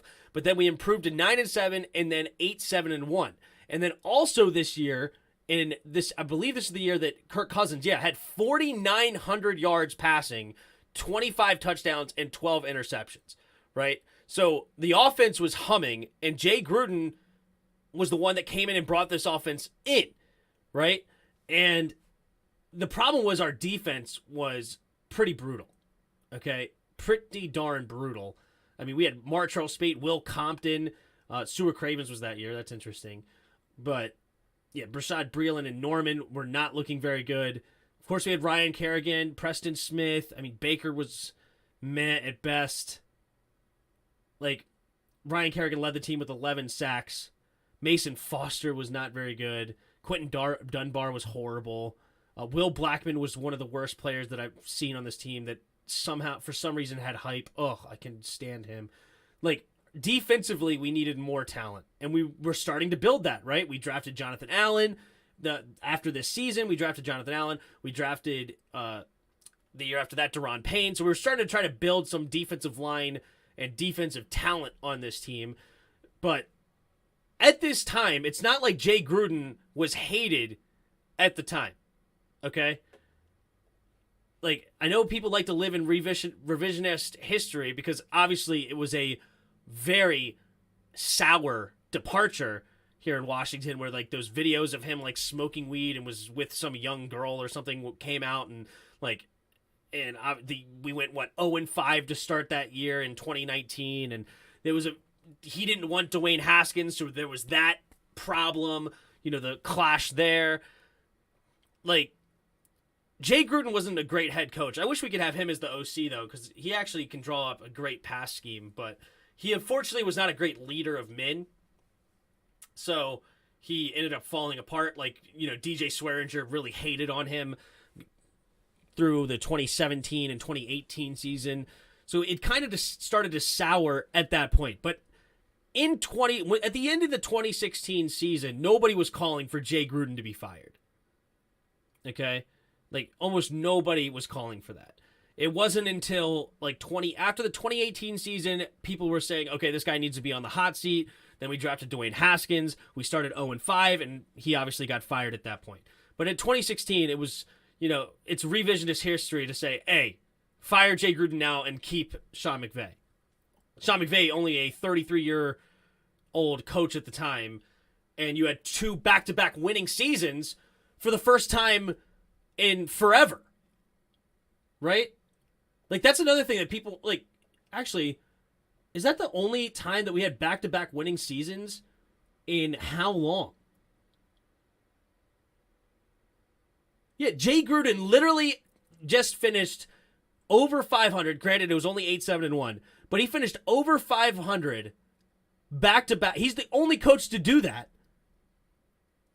Like, Joe Gibbs didn't even do that. And Joe Gibbs 2.0. Spurrier, Schottenheimer, Norv Turner. Norv Turner did it back in 96 and 97. And he did the same thing, 9-7, 8-7-1. right? And I know it doesn't sound like a lot, but when you haven't done it in 20 years, like, that's pretty impressive. But no, Schottenheimer only played 1 year, and he was 8-8. Or coached 1 year, I should say, and he was 8-8. But it's been since Norv Turner, since 96-97, other than the 2 years back-to-back in 2015-2016 for Jay Gruden. And it seemed like we were having some nice drafts. He drafted guys like Matt Ioannidis late. He drafted Chase Roullier late. He drafted some interesting players late that were being used. He drafted Cole Holcomb late, who hasn't looked good this year, but solid 5th-round pick. He drafted some dudes late. And then, unfortunately, it started to sour. Back-to-back losing seasons at 7-9, and obviously the horrible season we had in 2019. So, I know we like to live in hindsight 2020, but there's that. Norv did it, and we hated him, right? Uh-oh. The Mac man is hurt.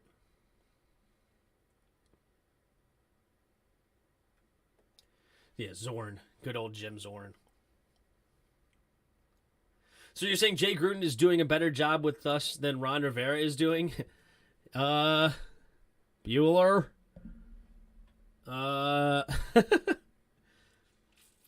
Unfortunately, Jay Gruden hired Joe Barry, who was a horrible defensive coordinator. Somehow he's having a good time now in Green Bay, but when he was here, but it could have just been a lack of talent, I guess. I just hated Joe Barry. But it may have been more of a lack of talent on defense. Maybe I'm giving too much harshness to a guy like Joe Barry. But nobody was calling for him because we had back-to-back winning seasons, won the division. Ron hasn't won over 7 games yet. True.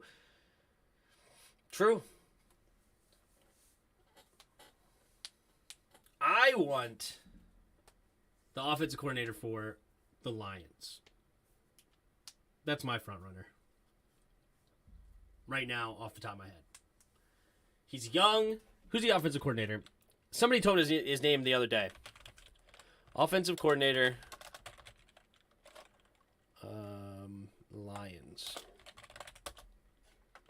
Ben Johnson was promoted to offensive coordinator after spending 3 seasons with the Lions in multiple roles on the coaching staff.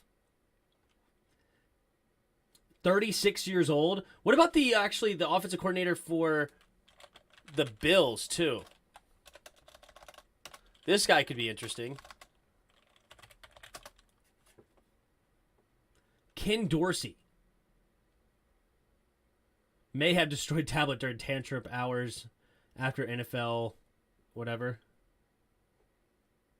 But the problem with Ken Dorsey is he's doing it with one of the best quarterbacks in the league. So how much of it is him and how much is it of Buffalo? Because that's kind of how I feel about Eric Bieniemy as well. And he's being overseen by Andy Reid. I like this Ben Johnson, though, because the Lions' offense has looked really good this season. I don't like Jared Goff at all, so he's doing it with a bad quarterback. They have a great offensive line. They have a great running back. Amon-Ra St. Brown's a nice receiver, and then he has a nice tight end. Meh. His offense is so-so as far as talent. Excuse me. But he seems to be doing a great job. I would love me some Ben Johnson. They lost today, but they still scored 28, right? Or 24? They scored 24 points. This is the least amount they've scored this season is 24. I would take that. Oh, She Got Sports, Ray. What's up, She Got Sports? Thanks for stopping on by. Lauren Fahms arrives. How's it going? Haven't I heard of She Got Sports? Is she a Giants fan? Am I making that up? Well, thanks for stopping on by. Hope you guys hit the like button while you're here. Say hi to Lauren. Hi, Lauren. How's it going? Thanks for stopping through. Appreciate the raid. Hottest streamer ever raid. You got your peeps. Yeah, Giants fan. Yeah, I think somebody I know had her on their channel. So, welcome. You got it right. She's a Giants fan. Why, I don't know. That's funny. Appreciate it. Who's living in fantasy lands? Lions will fall apart soon. All right, maybe, but I like what they're doing is an offensive scheme.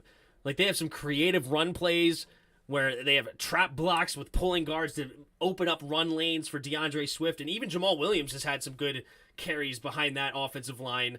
And I like what I see from the Lions OC.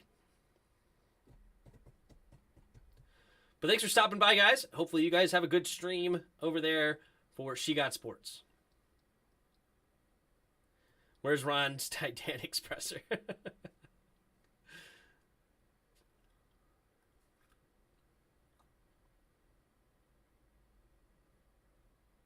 Happy to see the Lions competitive. Yeah, the Lions offense is moving the football. And they don't have Jamison Williams yet.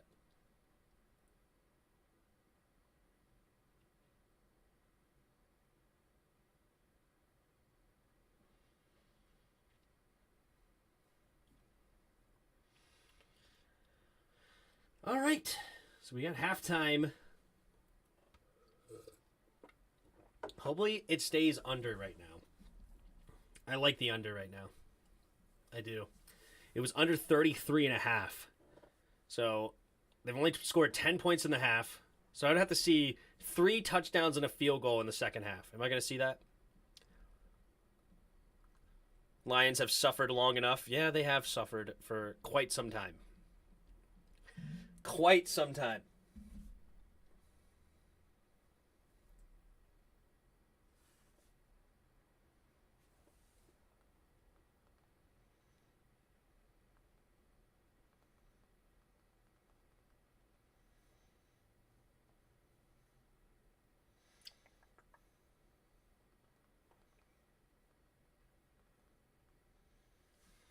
I'm down big time today. Big time.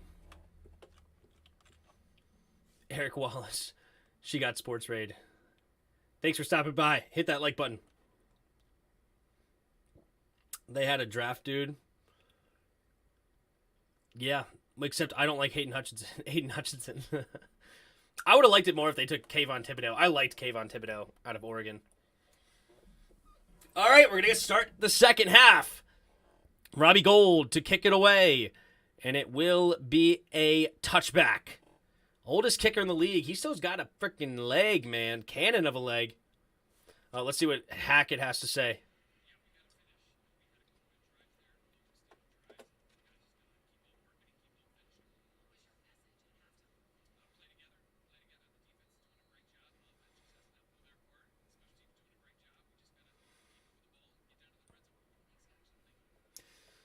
All right.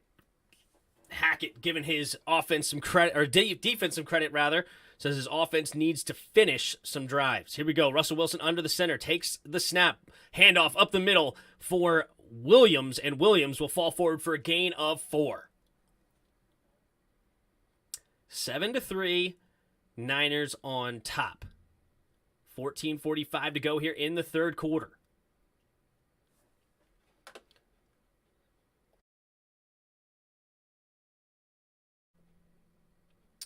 Another letdown. I feel you, dude. I feel you. Here we go. 2nd and 6. 3 receivers to the right. Takes a snap. Play action, and he gets tripped up by Bosa. But they're going to call a flag here. They're going to say he kicked his leg out to get the tackle, and that is going to be a flag on Bosa instead of a sack. And that'll move the the other ref just looked at the one ref looked at the other ref and said this. Like, did you really throw the flag there? That is hilarious that I just saw that. The one ref looked at him and was like, Let's take a look here. Yeah, he kicked his leg out. Absolutely. I don't think you can just kick your leg out and trip him. I think that's going to be a flag. Let's see what he says. Wow.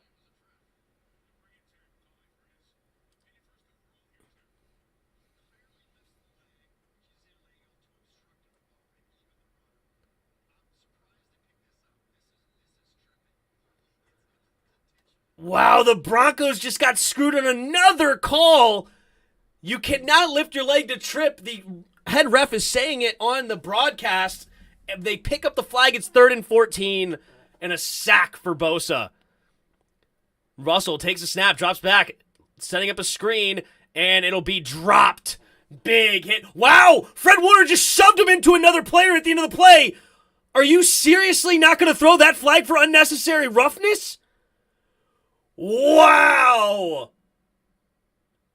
He already made sure Melvin Gordon didn't catch it, and then he two-hand shoves him into his own player.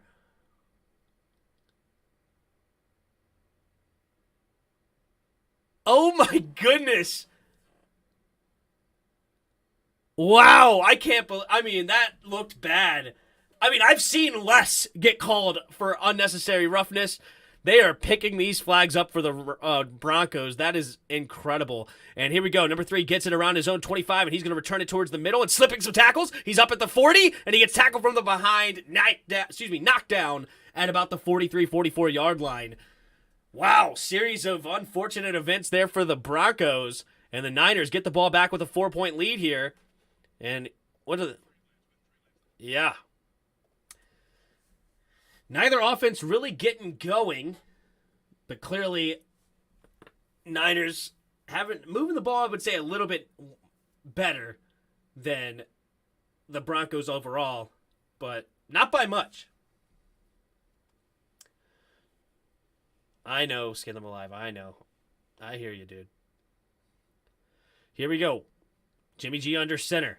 3 receivers to the left at their own 43. Takes the snap. Handoff to the right side, and nowhere to go for Wilson Jr. And they're going to throw the flag. This could be holding. Let's take a look. Or it could be, I don't know. We'll see. No, it's going to be against Broncos. Illegal use of hands to the face, number 93, and the Broncos give up a first down. Wow. And yeah, he's got his hand under the helmet. That's a good call against Mike McClinchy. So, hey, fair call for the ref there. Lions are playing well. It's because they value controlling the line of scrimmage. They punch you in the mouth with toughness and physicality. Yeah, but they also get the ball to their best players. That's important too. 2 receivers each side. Takes a snap. Jimmy G scans the field. Looking. Has plenty of time. Throwing it underneath. Tipped up in the air and incomplete. Another flag on the field. Not sure where it is yet. We'll take a look.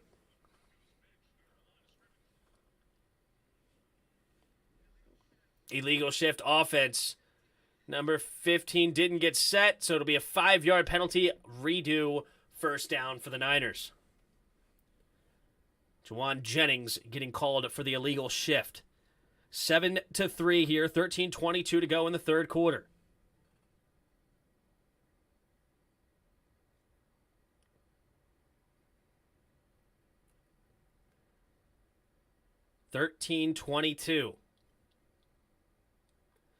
Heavy formation here. Pitch play to the left. And number 24, I think that's Hasty, will get a nice gain here up to the 50-yard line on 1st and 15. No, it's Mason. Actually, Haston left this team, didn't he? Mason is the guy. Jordan Mason, rookie out of Georgia Tech. Man, that's funny. Didn't they draft a guy like David Price or something? And in the 3rd round, and they're not even using him. Instead, they got this undrafted free agent guy. And they did the same thing last year when they drafted Trey Sermon in the third, and then got Elijah Mitchell and only used him. Niners are weird like that, man. Here we go. Takes the snap. And Jimmy G loses the football, but he jumps back on it. I think it was a bad snap. Who's going to come up with it? I think Jimmy has it, but there's a dog pile now. Who's going to come away with it? Denver football! Denver fights for it and gets it, and it's a turnover. Denver gets the ball. Wow. Yup, bad snap. Does Jimmy not jump on this right here? He has a free reign to it. And, there's no way you can overturn that. No way. Denver is going to win that ball. It looked like Jimmy was bringing it into his body, but he never actually had it there. And Jewell comes up with the fumble recovery. He's having a career day, is Jewell. And Denver gets the ball. Yo, that loss didn't hurt that bad because I saw it coming. I'm kind of in the same boat as you, man. Did you see the Lions receiver call out Brown because he was drafted before him? Like you're calling out on a special teams player, like trying to call out Terry. Yeah, I mean, that's kind of messed up to Brown. I guess you have some animosity towards Brown, but Brown didn't do anything to you. Like, I feel like you're trying to call out the team, but really all you're doing is basically calling out the player, right? So, I don't think it's a great look. But here we go. Denver gets the ball back at the 50-yard line. Russell Wilson under center, 2 tight ends to his right, takes the snap. Play action. Wilson steps up in the pocket, and down goes Wilson! He held onto the ball too long, and Givens comes up with the sack. And I think that sack was on Russell Wilson, or a coverage sack, because he stepped right up into it. I mean, Bowles seemed like he did a pretty solid job there. I mean, he got pushed back a little bit, but you had room to the right. If you just shaded to the right side, this is not a sack. Said he stepped up right into the sack. Wilson, 3 receivers to the left. Takes the snap, drops back. Here comes pressure immediately. Has to get to the flat as Williams, and Williams will lose yardage. Loses 2 yards of the play. Linier and Warner get the tackle for loss. And the Broncos, after the turnover, just keep going backwards. Hi, Booba. Hi, Booba. How you doing? How you doing? Pepperoni's here. Yes, you are. Yes, you are. Come on. There you go. Get comfy. All right, here we go. Russell Wilson in the shotgun. 2 receivers to each side. Russell drops back to pass. Scanning the field, throws it over to Sutton, and Sutton will catch it for a gain of about 8 yards or so, or maybe 9. That'll bring up 4th down. I think Jahan Dodson's stock dropped for the Rookie of the Year. Yeah, that wasn't going to hold too long, guys. Let's be honest. Let's be honest with ourselves.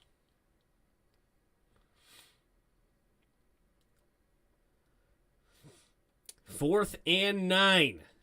Going to punt it and try to pin them back deep are the Broncos. Takes the snap, and there's the punt. And it's a high-flying kick, and it is downed at the 1. What a punt there by the Broncos, and that's 3 punts between the two teams, ending inside the 5. And the field position battle, I should say, being played well by both teams. Number 26 tiptoes down the line of scrimmage, does not touch it. Great punt there by number 17, the punter. What's his name? It is Waitman. Is that Christian Waitman or something? No, it's Corliss Waitman. Corliss Waitman from Mississippi State. This is his first season. Guess rookie out of Mississippi State with a beautiful punt there for the Broncos, and Jimmy G will start back deep in his own territory. I want at least Jahan to win it so we can look at something that we went good, but who knows? Sam Howell might win it. Yeah, no, that ain't happening. Sam Howell's not winning it. How did Garrett Wilson and stuff look today? Did Wilson have a good game? I know he had a huge game last week. Garrett Wilson, another 6 catches, 60 yards. I mean, he's got to be up there as far as one of the front runners. Who else is in that conversation? Drake London. How did Drake London look today? London's having a great year. London, another 3 catches, 3 catches for 54 yards and a touchdown. That adds to nice totals for Drake London on the year. Drake London's got to be up there in that conversation for sure. Before this game, he already had 13 catches, 160 yards, so he's over 200 yards and 2 touchdowns for Drake London.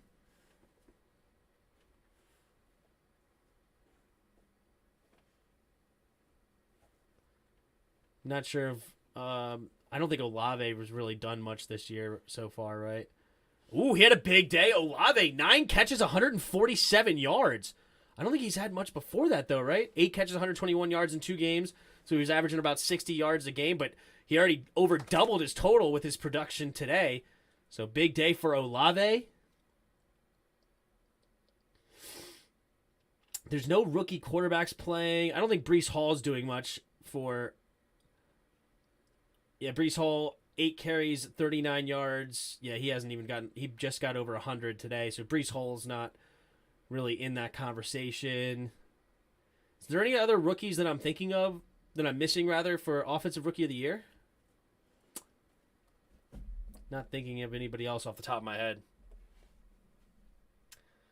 All right, here we go. At the 1-yard line is San Francisco. I formation. They're at the 2-yard line, excuse me. Takes the snap. Handoff up the middle, and Debo will lose a yard. No, sorry, it's Wilson Jr., and a bunch of people in on that tackle, Randy Gregory included, and that should be a loss of about a half yard. 2nd down and 10 for the Niners. 10:15 to go here in the third quarter. Niners up 7-3, but they are pinned back deep in their own territory. Can they get out? Kyle Shanahan, one of the better offensive minds in the league. What has he got drawn up here? Heavy formation. Takes the snap. Play action. Jimmy trying to set up a screen, and it is picked off by Chubb! And touchdown Broncos! Oh my goodness! What a play by Bradley Chubb! Going to the flat. Jimmy G trying to throw it up for his running back, and Chubb mosses the running back and dives into the end zone. Uh-oh, Trent Williams is in pain. What do the ref have to say? I don't see any flags. What? What? It's a safety? Oh, lucky for the Niners. He stepped out of bounds. Jimmy G steps out of bounds, and it's not going to be a touchdown. Wow.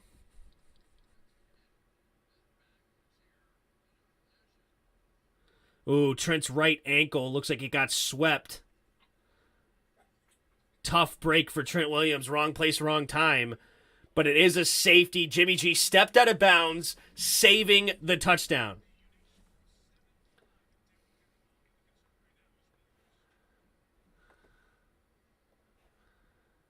All right, well, we'll see a punt after the safety, after the commercial. Broncos booing Wilson is so sweet. They all suck. Have fun with their... Oh, geez. I guess we got a Seahawks fan very hyped up over there. Broncos win 8-7 games. Yeah, we'll see. Their offense has got to figure it out somewhat, because their offense is way better than what they're showing right now. It's kind of crazy of how bad it's been. It really is. So, wow, Denver nearly got the pick 6, but instead it's just a safety, and we have a 7-5 football game with 9:53 to go here in the third quarter. It's funny, as soon as you bet the under, the game starts going so slow. Like, we've already seen 3 drives here in just 5 minutes, right? Or 4 drives. Right? Yeah, we've seen 4 drives in just 5 minutes of football. It's like, okay. Sometimes 4 drives takes out a whole quarter. 4 or maybe a quarter and a half sometimes. But not the case today. Both defenses playing extremely well. 7-5 San Francisco.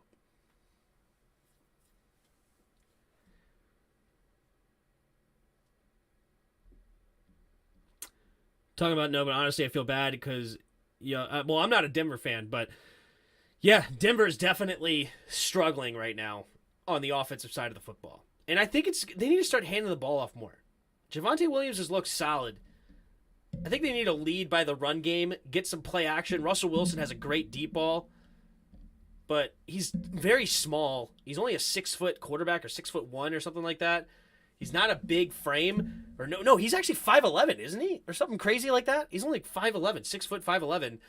Yeah, I would run the ball more with Williams, run the play action, get Russell outside the pocket where he does tremendous, and then allow him to throw that beautiful deep ball that he gets great lift on.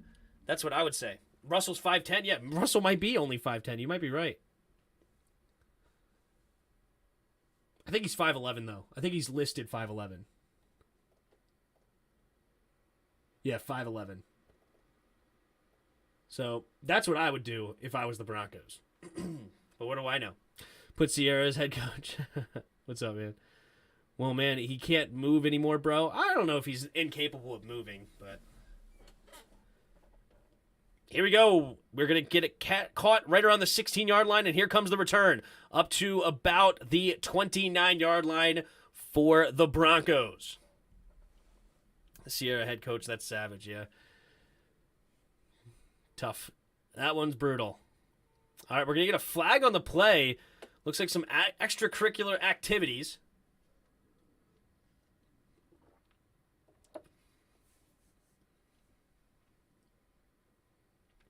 Thanks for stopping by, Cody. Hopefully you hit the like button. Subscribe to the channel if you're new. What's the flag? Holding by the receiving team. So 10-yard penalty. That'll move them back to the 19-yard line.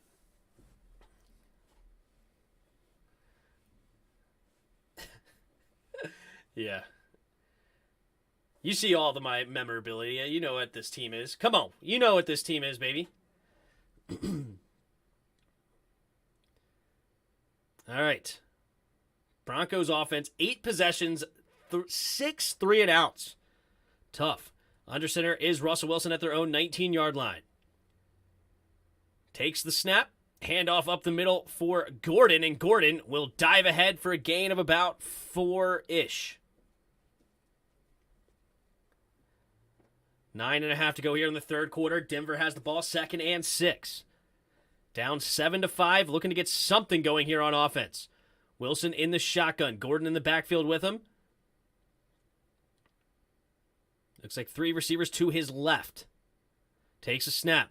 Play action. Pumping, throwing it underneath. Caught by Gordon, and Gordon will slip some tackles, but he's only going to get a gain of about 3 yards on the play. Our QB wins is soon to be handed over to Sam Howell. Oh, my goodness. You're ridiculous, AJ. You're ridiculous. 9:03 to go here in the third quarter. Oof.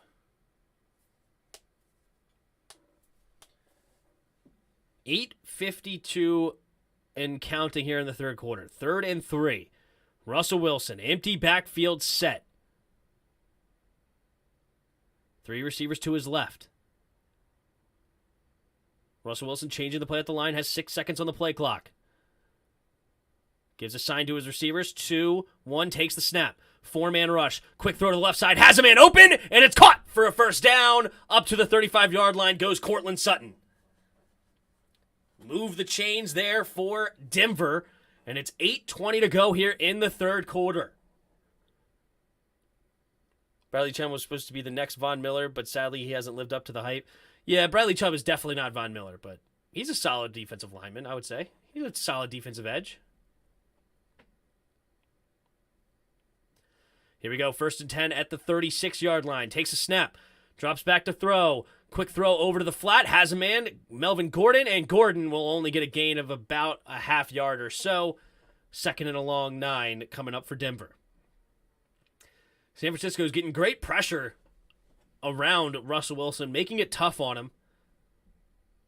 Russell Wilson right now, 15 for 22, 126 yards. He's been sacked 4 times for a loss of 24 yards today.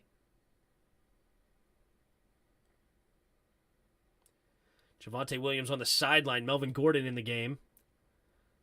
And, they get Bosa to jump off sides. Russell will have a chance to go deep. Going deep. Double covered and incomplete.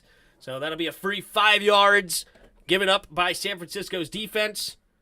And move them forward. Offsides, number 97. Good old Nick Bosa getting called for it. Rhea Robinson said Parsons will have like 8 sacks alone next week. Yeah. Is Howell second on your depth chart? No, it's Taylor Heineke. Good old Rio Robinson. 7:16 to go here in the third quarter. Wilson in the shotgun. Takes the snap.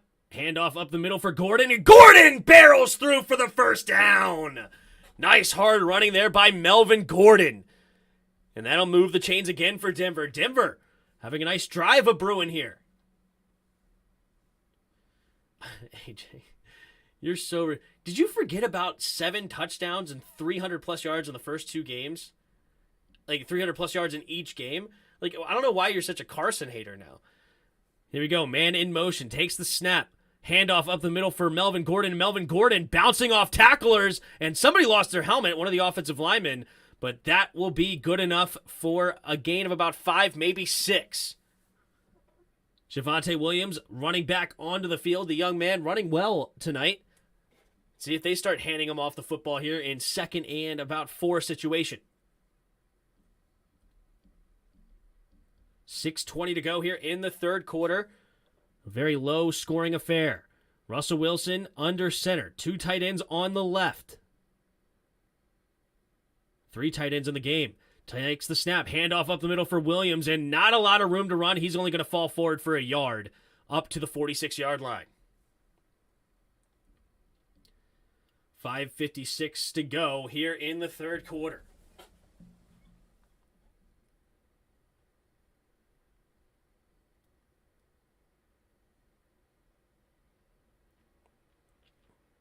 .46-yard line. 3rd and 3. What will Denver draw up here? Got to get to the 43-yard line to get the first. 3 receivers bunched to the left. Press man coming from San Francisco. 9 guys standing on the line of scrimmage. Here comes the blitz. Russell has time. Going deep. And nobody in the area. There's a flag in the secondary, though. And it looks like it's going to be a defensive holding or a defensive pass interference because Russell Wilson threw it to nobody. Yep.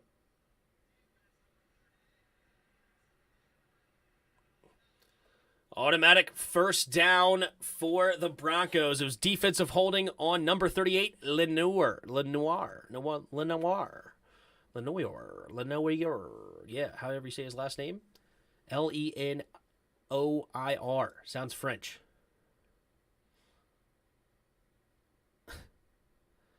Yeah, pulling on there and Jerry Jeudy. Up to the 41-yard line after the penalty. 3 tight ends. Takes the snap. Handoff to Williams. Williams cuts through the middle of the line and will fall forward for a gain of about 5.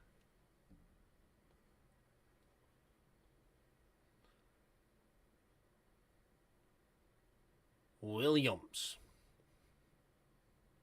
Didn't Williams go to UNC as well with Sam Howell and Michael Carter?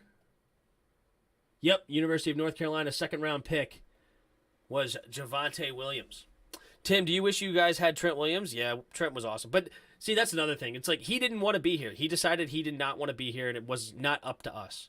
2 tight ends on the right side. Russell in the shotgun. Takes the snap. Handoff up the middle. Nice jump step, but still tackled for only a gain of 1 is Williams. When Williams in the game, they are not giving him a lot of room to run. Our coaching staff doesn't know what 2 plus 2 is.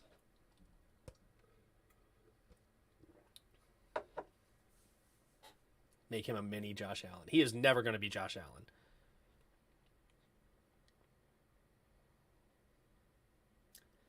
San Francisco up 7-5, but they are on defense here. They got to get a stop on 3rd and 4 to prevent points to being scored. Russell Wilson in the shotgun. Takes the snap. Rolling to his right. Quick throw and incomplete. He had Jerry Jeudy open, but he misfires on it, and it's 4th and 4. The Broncos have a decision to make, though. Being inside the 40, do they send out the field goal unit? I think they do. Yep, this should be a field goal attempt here for McManus. McManus made from 55 earlier. This will be around a similar distance.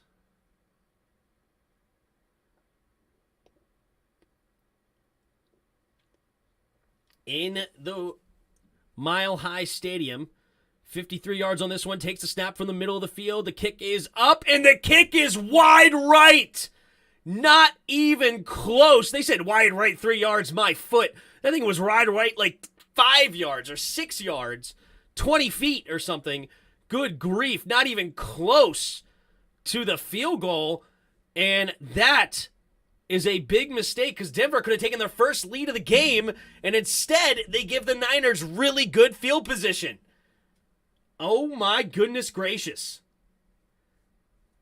Another mistake by the Broncos. In this game, just nobody's going to score.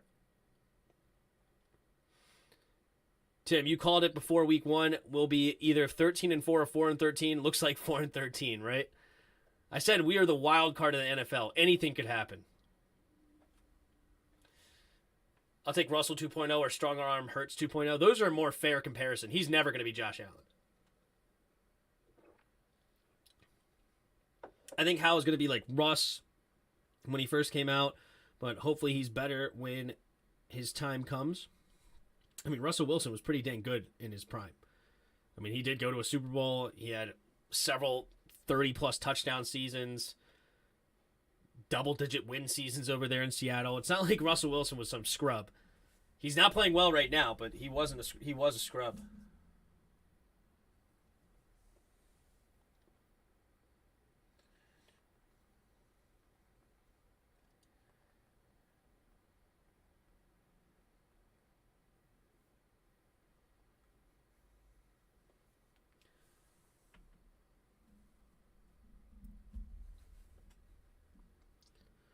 Is Russ showing why Seattle decided to move on? I mean, to be fair, I didn't mind the trade because I'm a Drew Lock fan, but they're not giving him an opportunity, so what does that matter? But yeah, to add picks and get a young quarterback like Drew Lock and a young tight end like Noah Fant, I thought it was a great move by Seattle, honestly. Because I don't want to pay one guy all that much money in Russell Wilson. So, and I liked Denver's move as well because of where they were. They had a lot of talent, but so far, not so good for the Broncos. Because good grief, they can't score nothing. Imagine if Russell Wilson was here in Washington, how the fans would react. That'd be nuts. Yeah, we started by week 9. He is Carson Hader. Russ left mainly because of the O-line. He still has no O-line in Denver besides Bowles. Yeah, and Bowles is not playing well today either.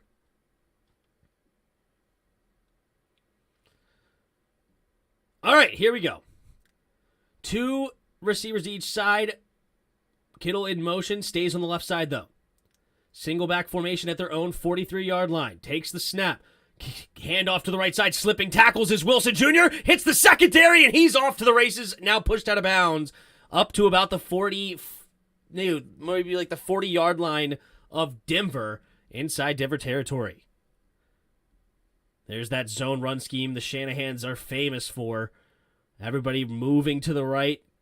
And Wilson doing a good job of just needing that 18 inches of daylight.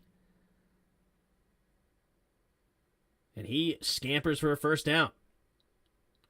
They're going to hand it off to him again, and this time not a lot going, maybe a half yard, and it'll be 2nd and 9. Russell would be better here with us. He'll be 2-1 and 3. Oh, okay. Sure. Is Denver games going to be low scoring? That's what it seems like. Denver's defense is humming, though. Denver's defense is no joke. I like Denver's defense a lot.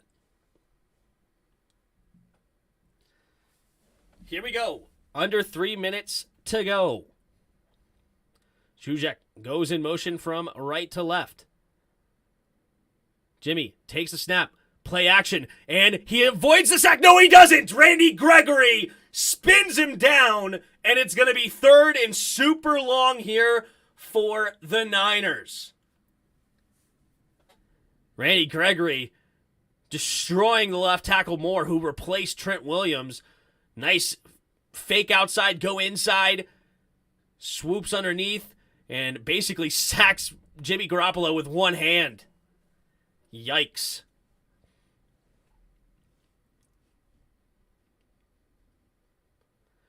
All right, Jimmy G, empty backfield set, 3 receivers to his left.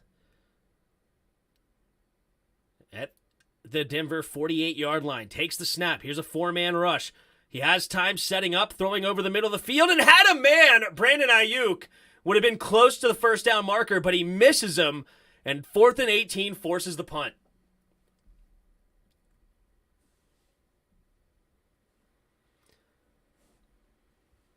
Brandon Ayuk coming across the field, and he was open. He may not have gotten the first, but it would have been close.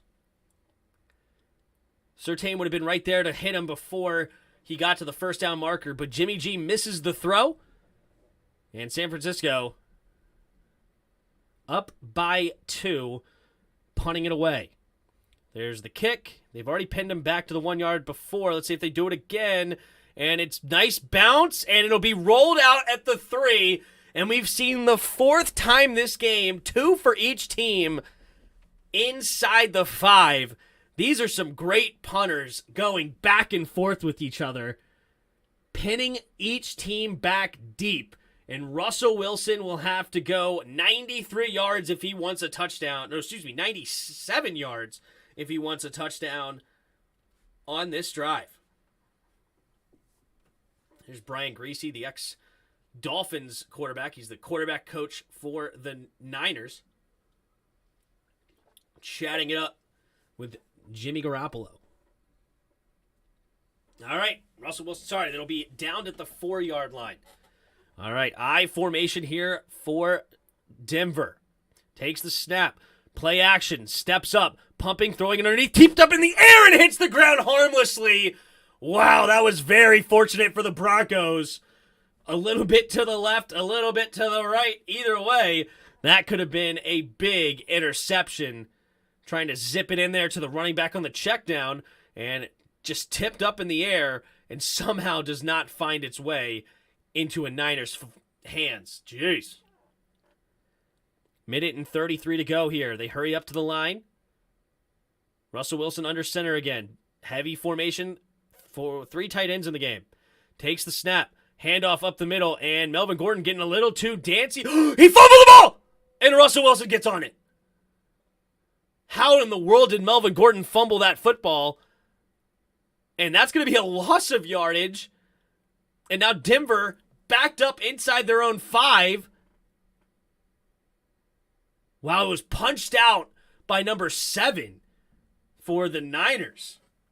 And Russell Wilson jumped on it, though, to keep it for... Was it number 7? Yeah, it was number 7.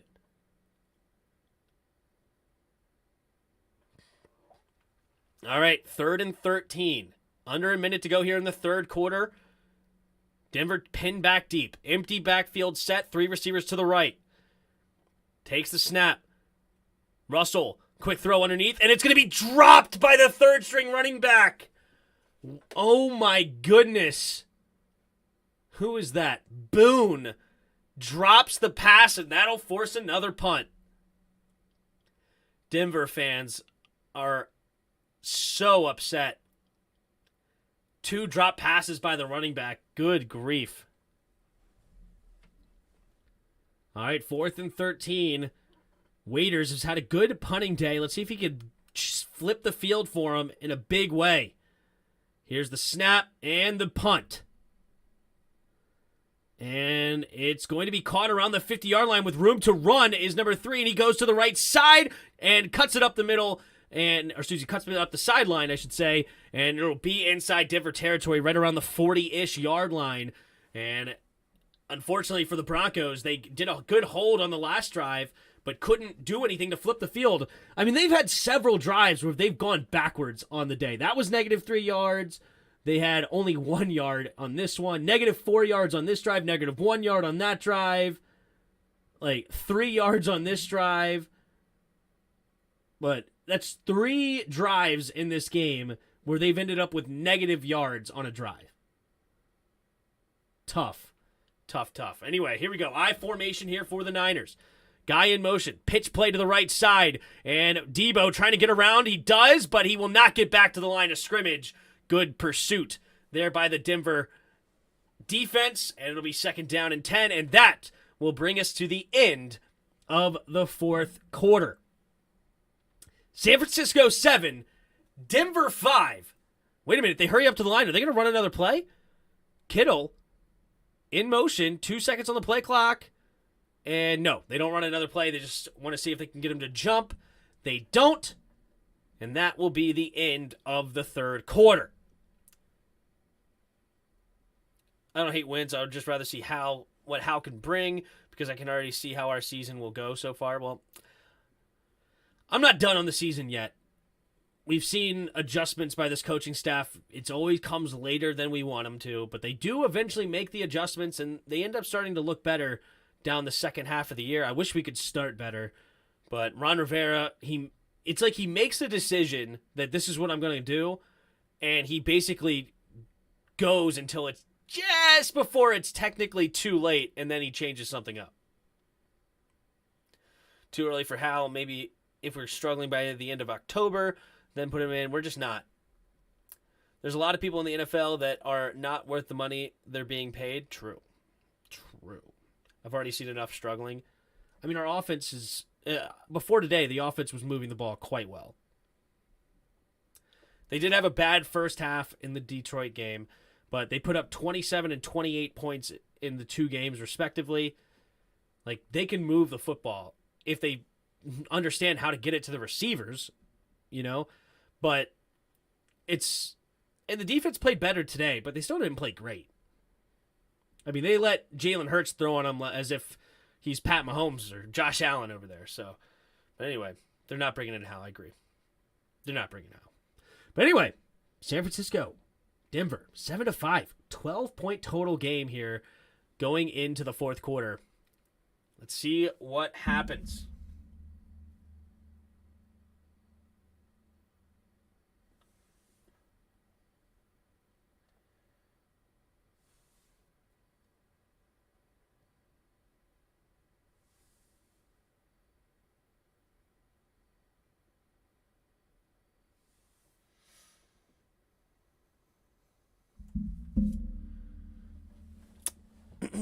Yeah, we have no pass rush. That's a darn fact. We'll see if Chase Young can bring anything, but I'm not holding my breath. If we're 1-7, do you bring him in? Sure, fine, whatever. They're not paying somebody almost $30 million to release him from a starting position? Yeah, exactly. All right. About to start the fourth quarter here. Niners have the ball inside Denver territory, 2nd and 10. They're not quite in field goal range, though. This needs to be a big stop for Denver if they want to win this game. Can't believe they missed that field goal. That was tough. Here we go. 41-yard line of Denver. Empty backfield set here. 2nd and 10. Jimmy takes the snap. Looking to set up the screen. No, going deep. They fake the screen. And Jennings, does he make the grab? It looks like he... Wait a minute. I think he caught it, but it was a bobble. Did he get it in bounds? I don't know. Denver says they want it incomplete. I have to look at this again. It looked like he caught it in bounds, but I think there was a bobble, and then he may have had his right foot out. Let's take a look here. Yeah, I think he bobbled it and his right foot went out. I think they should challenge this. What happened to Trini? He bobbled it, and then his right foot went out. I don't think he had possession of it. And, okay, they do say incomplete. 3rd and 10. 2 running backs in the backfield. Jimmy G in the shotgun. 3rd and 10. Takes the snap. Scans the field. Getting it to the flat. And he makes the first guy miss. Juking, and he will not get to the first down marker, but it'll be 4th down and 2. But what he did do is probably get them into field goal range. Clock continues to move. But Trent Williams hurt his ankle when they were backed up in their own territory. So, yep, they bring out Robbie Gould, one of the oldest players in the league, oldest kicker in the league. So far, his long of the year is only 33 yards.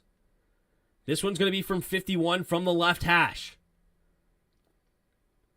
We got the snap, the hold, the kick is up, and the kick is good. Hugs the right side of the line, and it was only good from 57. Don't have a very strong leg there from Robbie Gould, especially in Denver. If that's as far as you can kick as 57, You're not a very good NFL kicker anymore, but he does make it through, and the Niners extend their lead 10-5 here in the fourth quarter. George Kittle pumped up on that one.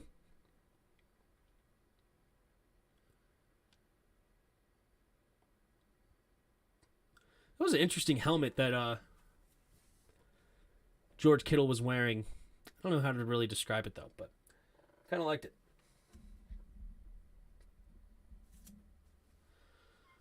All right, San Francisco has the lead, but they have to kick it off here to Denver.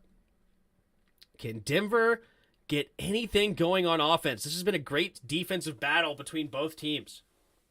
Denver and Wilson look very bad. True.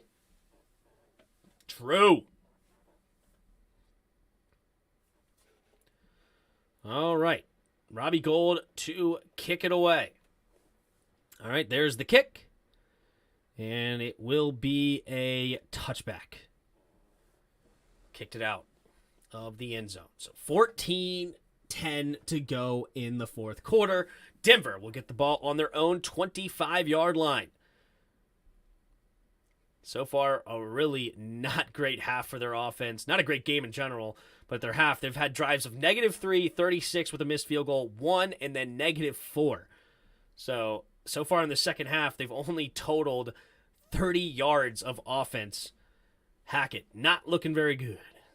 How much was Wilson paid? Too much money. Here we go. 3 receivers bunched to the right. Wilson has Devontae in the backfield with him, has him switch sides, takes the snap, handoff up the middle is Williams. Williams will dive ahead for a gain of about 3. I come home and see 5 points for the Broncos. Okay, yeah. Jimmy G stepped out of bounds and took a safety, and it sounds bad, but it was actually a better play than what happened because he threw an interception that ended up being a touchdown for the Broncos. It should have been a 10-3-7 game, but instead he stepped out of bounds, and it ended up being a 7-5 game. But now it's 10-5. Here we go. Under center is Wilson. Play action. Setting up. Going deep. Has a step, and Jerry Jeudy could not come down with it. The DB may have got a hand on that football. And that'll bring up 3rd and 7. Ward with a nice defense. Jerry Jeudy going with the deep post. Did he get a hand on that? I don't know. I couldn't tell from that angle. I think he may. Yes, he did. There it is. Clearly got his right hand on that football. And Jerry Jeudy probably would have caught that if it wasn't for that. So that was a great defense there by Ward. 3rd and 7. 2 receivers to each side. Blitz might be coming here. Wilson takes a snap. Here comes the blitz. Russell steps up, avoids the rush. He's going to keep it himself. Can he get to the first down marker? He reaches for it. Will they give it to him? I don't think they will. And now Denver has a decision to make. They're going to be short. And I think that was the right call. I don't think Russell Wilson quite got there. He did reach for it, but he couldn't. Yeah, literally a safety. Yep. That's not an answer to him. What? Oh, how much was Wilson paid? I don't know. At one point, he was paid like $35 million. Now I think it's like 32. What is he right now? Oh, wait a minute. That angle. Did he get close to the first down that I give him credit for? Hold up. Oh, wait a minute. He may have the first down here. It's 4th and inches. I think they're going to keep the offense on the field. Are we seeing the challenge flag? Denver is challenging, and he may have an argument. I think he may have gotten to, what was it, the 35-yard line?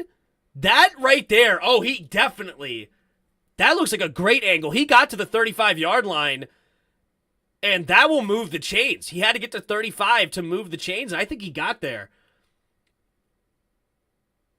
Good challenge there by Hackett. And there you go. Let's go to Denver. Where's the Broncos? Right here. Russell Wilson. Oh, he's only a $17 million cap hit this year. I think the trade, Seattle must have ate some of his contract. Yeah, only $22 million next year. And then a $35 million in 2024.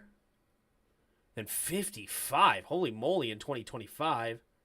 And then 58. Oof. Then 53, 54. Well, they've got a few good years of Russell Wilson. Even the $35 million number in 2024 is not horrific. In 2025, 55 is way too much. That's going to hurt. They're going to have to restructure that, potentially. And 58 is kind of crazy, too. But, all right, there you go. He's only a $17 million cap hit. That's actually really good for Denver. Really, really good. But these are NFL refs. Which are the worst in any sport? Yeah, we'll see. We'll see. That angle that I saw there looked like he clearly got to the 35-yard line. But what do I know? But what do I know, right?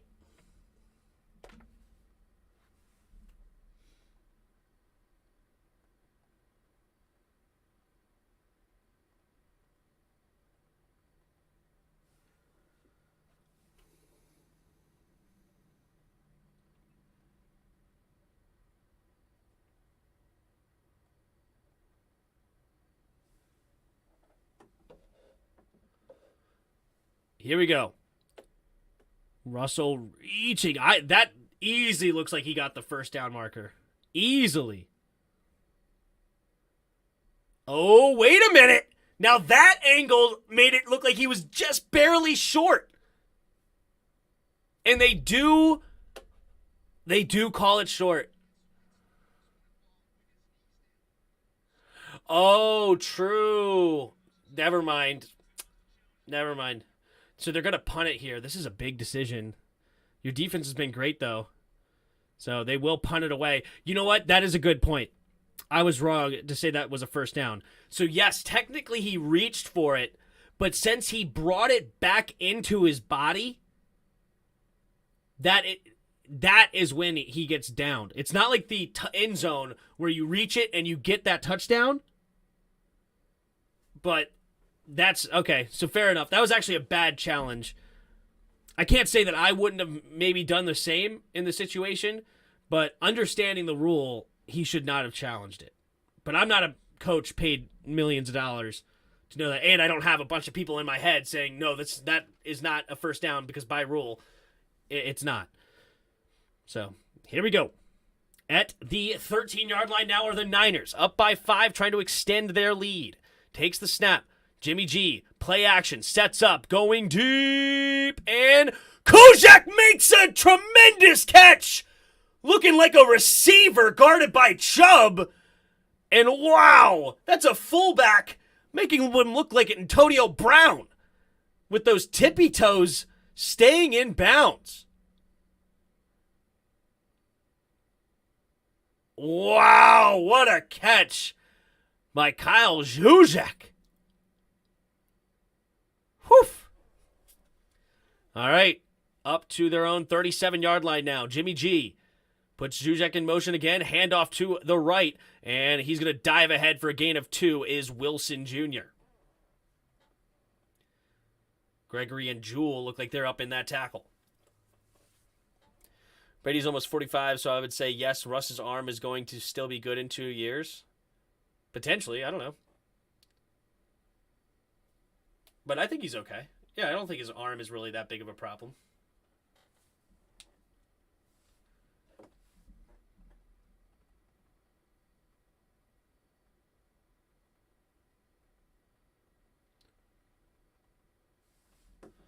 All right. 11:15 to go in the fourth quarter. 3 receivers to the right. Empty backfield set. Takes the snap. Drops back to pass. Quick throw over to the left side. Has his man Kittle. And he will dive ahead for a gain of 5-ish. So 3rd and 3 now for the Niners. Can the Broncos get off the field again? They've been tremendous on 3rd down. They have been so far 0 for 8 is San Francisco on 3rd down. So let's see if they can do it again. Will they go 0 for 9?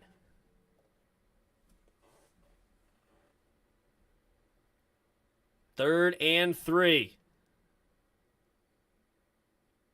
Jimmy G in the shotgun. 2 running backs in the backfield.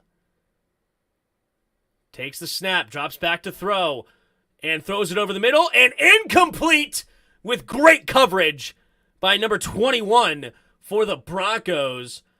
Nice play there. It's Kawan Williams. It looked like he was on Deebo Samuel, and he knocked it away, and that's going to be 0 for 9 on 4th down. Great defensive stop right there. Oh, it was just actually a bad throw. Never mind. That was just a bad throw by Jimmy. He had Deebo. He just threw it behind him. All right. Can they pin him back again with Wishnowski? There's the punt. And it will be bounced into the end zone. This one took a bad bounce for the Niners. Bounced around the 8-yard line and just immediately zipped right to the end zone. So not a very good break there for the Broncos. Does Jimmy G stay the 49ers quarterback when Lance comes back? I don't think so. I think they're going to move on with Lance. You don't trade all that capital and take a guy at pick number 3 and give up on him after 2-3 games. Brady is just a commander. I mean, not us, but a literal one. Yeah. Russ relies on the pocket presence. He needs quickness for that. Do you think we have a chance against Dallas? Absolutely, guys. The Eagles are a really good football team, all right? The Eagles are a really good football team. I know a lot of people are gloom and doom right now, and it was a bad showing. It was really bad, and it sucks to say that, of course, but it's true. But, yeah, it's okay. The season's not over. It doesn't look good, but it's not over. Things can change. Is Walking Dead still a show? Holy moly. I thought that's been over.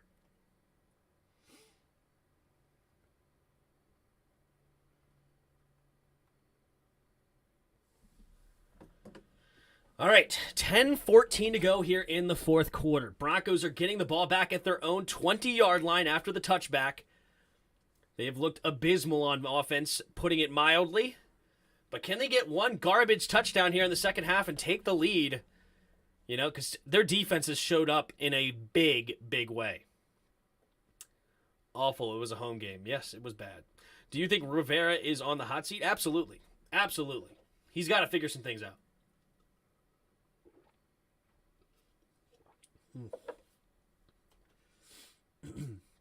My voice is starting to feel it. Long days on Sunday, but I have fun, man. Gotta have fun on Sundays.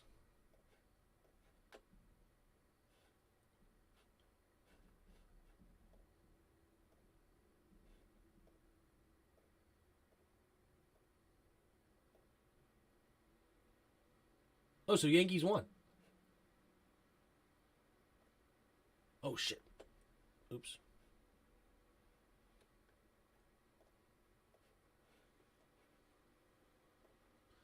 Oopsies. All right, there you go. All right, here we go. 1st and 10 at the 20.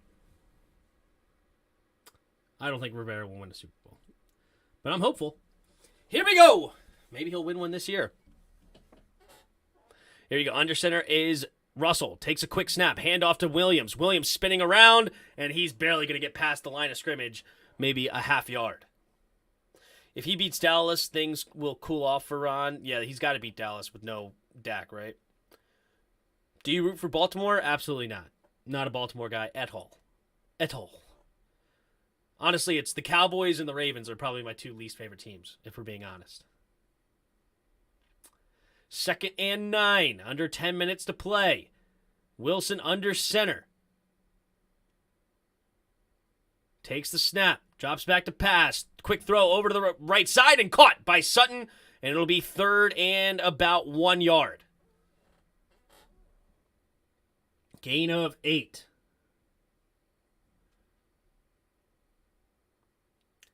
Ten to 5. 9:20 to go here in the 4th quarter. Denver has the ball down by 5. trying to get something going here. Both teams 1-1, looking to go above 500. Here we go. Takes a snap, handoff up the middle, and diving ahead is Gordon. He'll get it relatively easy. He's got to hold on to that football. He does, and it'll be a gain of 4. And both teams actually got to 1-1 in a very similar way, right? You had San Francisco, who got horribly upset in a monsoon game to the Bears, a team they obviously should have beat. And then the Broncos go to Seattle in Russell Wilson's homecoming game to Seattle, and they get upset big way, 17-16. Then both of them win a gritty game the next week. Oh, Russell Wilson escapes the sack, and he throws it away. Wow, Nick Bosa somehow did not come away with a sack there. Jeez.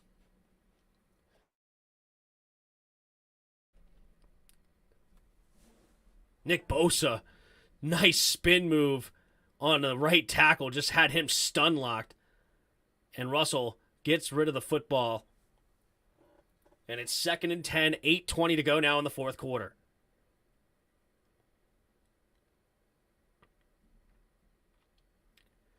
Denver at their own 33-yard line. 2 receivers to each side. Takes the snap. Russell scans the field, throws it over the middle, and overthrows his man looking for the tight end. And Wilson goes down after the throw. No flag. 8:16 to go here in the fourth quarter.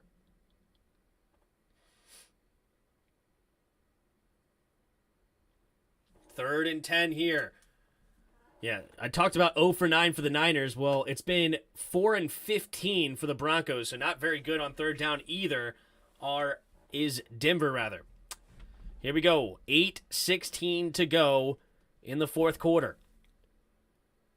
3 receivers to the left. Denver takes the snap. 4-man rush. Pressure's coming, but he escapes.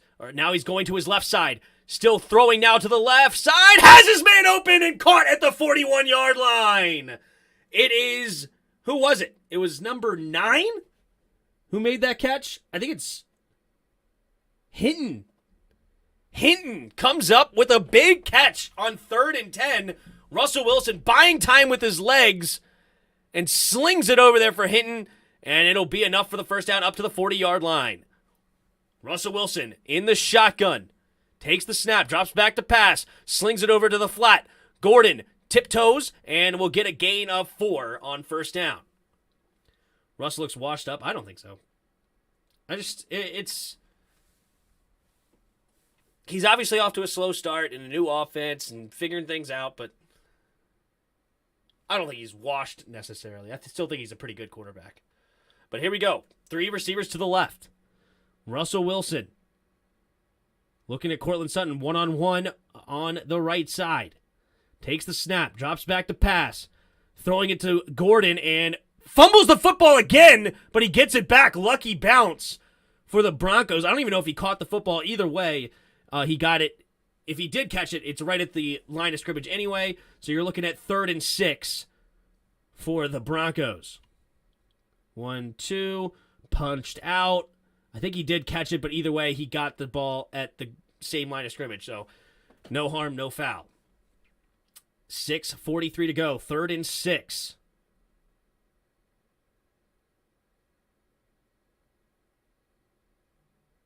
Three receivers bunched to the left. Russell in the shotgun. Niners might be bringing pressure. Takes the snap. 4-man rush. Steps up into the pocket, escapes, he's going to keep it himself, running for it, and he'll get it with ease up inside the 25, about the 24-yard line. Goes Russell Wilson, using his legs to get a couple of first downs here and making some things happen. The linebackers leave the pressure and go actually out in the zone. They fake the blitz, and Russell Wilson read it and kept it himself. Here we go. 1st and 10 now at the 24-yard line. Russell Wilson. 3 receivers to the left side. Looks like one-on-one coverage on the right side. Do they go that direction? Russell takes the snap. Going that way. Back shoulder throw. Caught by Cortland Sutton, and he will get tackled at the 5-yard line. He sees the one-on-one coverage and gives his man a back shoulder throw of perfection. Perfect throw, and he beats over there Ward one-on-one. Nice throw. Once he saw number 7 turn his back to the ball, he threw that nice back shoulder. Great route there by Sutton. And it'll be 1st and goal now from the 5 for the Broncos. 5 minutes to go in the 4th quarter. Can the Broncos take the lead here? Melvin Gordon in the backfield. Takes the snap. They're going to hand it to him. Nice crease. Can he get around? And he's close, and he's going to be tackled at the 1-yard line. 2nd and goal from the 1. We saw them here on Monday Night Football. They fumbled it twice on this yardage. Can they finally punch it in? They have yet to score a touchdown in the red zone this season. 6 drives to the red zone, 0 touchdowns, and 2 turnovers. 4.5 minutes to go here in the 4th quarter. They got to punch it in to take the lead now, or they go for the field goal and hope to get a stop on defense. I formation. Russell takes the snap, handoff to the left side, and he walks in basically untouched. It's Melvin Gordon with the touchdown, and they take the lead here 11-10. They're going to go for the 2-point conversion to go up by a field goal.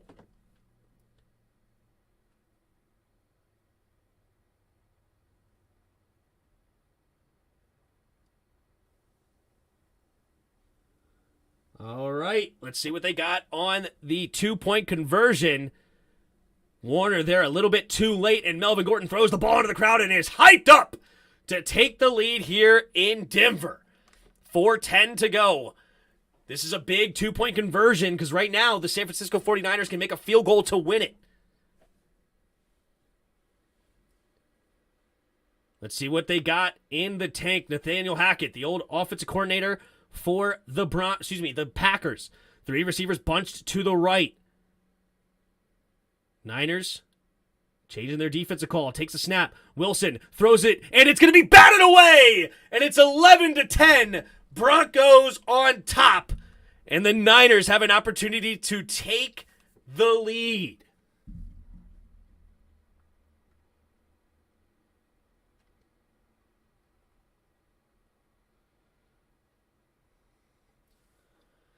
All right, Broncos defense has been tremendous all game long, but do they have another stop in them? We've seen Jimmy G be clutch in these moments before. I just think about week 18 last year where they needed to win to beat the Rams to get into the playoffs.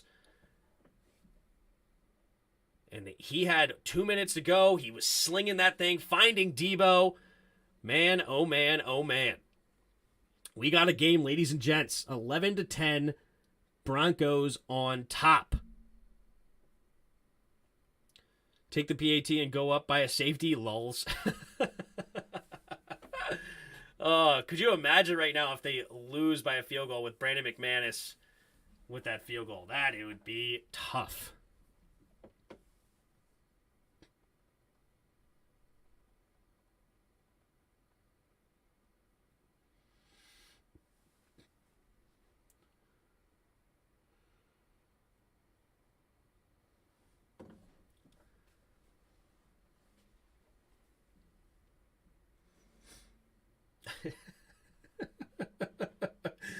My buddy KP bet the Niners. I bet the Broncos, and he texted me. He said I couldn't be rooting harder for the other way. Name an NFL player. Let's go with Trayvon Merrick.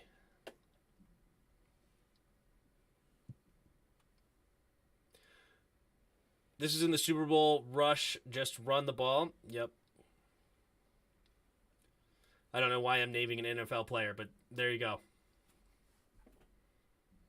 So who got the under? I got the under, but I bet the Broncos winning this game. He bet the Niners winning this game. So that was the difference. But I bet the under at 33.5. That's basically a lock right now. It's already only at 21. We would need to see 2 touchdowns in the last 4 minutes. That would be ugly. I can't have San Francisco score a touchdown right here. That would be bad. That would be bad. If San Francisco scores a field goal, I'm okay. But if they score a touchdown, I'm in trouble. Jarris called me. He said, throw it to Terry. All right, there's Brandon McManus for the kickoff. And he just two-stepped kicked that thing into the end zone. Good night. That guy's got a strong leg here in Denver with that thin air. But, man, he just literally two-stepped, bang, bang, bang, out of the back of the end zone. Russell Wilson earning his paycheck on that drive, running for first downs, buying time, throwing them for first downs. Big drive there from Russell. And that beautiful back shoulder throw. Love that throw. Heavy formation, and Gordon bangs into the end zone off of Warner. But here we go. Jimmy G under center. Single back formation for Wilson. Takes the snap, drops back to pass. Here comes pressure. Escapes. Now he throws it underneath, and it'll be caught. Big throw there by Jimmy G. Nearly sacked twice. But instead, Wilson gets the catch for 7 yards. 2nd and 3 coming up. Pressure was all around Jimmy. What a throw. He basically just flicked that to him. He almost didn't even really throw it. Gregory hitting him as he throws, but completes it anyway. All right, Jimmy G. In the shotgun, 3 receivers to the left. Takes the snap, setting up the screen to Debo. Tipped up in the air and hits the ground harmlessly. All right, big play here for San Francisco. They are 0 for 9 on 3rd downs. 0 for 9. What do you want, Ruba? You good? Come on. Here, I'll put the covers on you. Up, up. There you go. You want under the covers? There you go. All right. Big 3rd and 3 here. Here we go. 3:31 to go in the ball game. 3 receivers to the left. Jimmy G in the shotgun. Empty backfield set now. 2 receivers to the right. Takes the snap. Jimmy scans the field, throwing to the left, and it will be caught by Jennings. What a catch! It looked like Darby was all over him to knock that away, but somehow Jennings comes away with that ball. Wow, perfect pinpoint throw by Jimmy G, and they keep the drive alive. It was a gain of about 5. Here we go. Clock continues to run. 3 minutes to go here in the 4th quarter. Is Denver's defense going to fall apart here? They've been so good this game. They can't allow a field goal. They're at the 37-yard line. Jimmy G in the shotgun. Takes the snap. Drops back to pass, throws it over the middle, and it'll be caught for another first down up to the 48-yard line. Ray McLeod gets the catch. So you're saying they have a chance? That's right. That was a huge throw by Jimmy G. Massive throw. Here come the Niners. Under 2.5 to go here in the 4th quarter. Jimmy G. 1st and 10 at their own 48-yard line. Ray McLeod motions over to the right, 3 receivers to the right. Takes the snap, drops back to throw, scans the field, has time, throwing it over the middle of the field, tipped up in the air, intercepted by the Broncos! Number 50, Griffith, gets the interception with 2:06 to play, and Jimmy G throws a back-breaking pick. It was tipped up in the air. Debo Samuels was covered.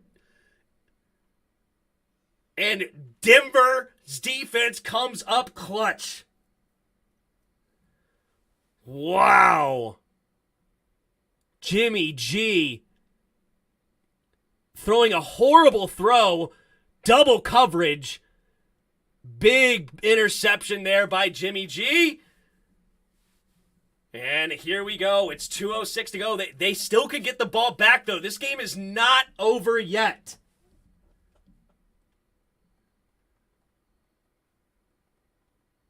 This game ain't over yet, ladies and gentlemen. Let me tell you, this game is not over yet. They still have the 2-minute warning and 3 timeouts. If they don't allow a first down by the Broncos, this game is far from over. Here we go. Denver under center. Williams, the running back, takes the snap, handoff up the middle. Williams will get back to the line of scrimmage, and that will take us to the 2-minute warning. 2nd down and 10 coming up after the 2-minute warning. Bod says, we ain't dead yet. That's right, baby. We ain't yet dead yet. Here we go. 11-10, Denver on top. Thank you for 30 of you being here. If you haven't already, hit that like button. Subscribe to the channel if you're new. And that was a big play there for the Broncos. But they still have 2 timeouts.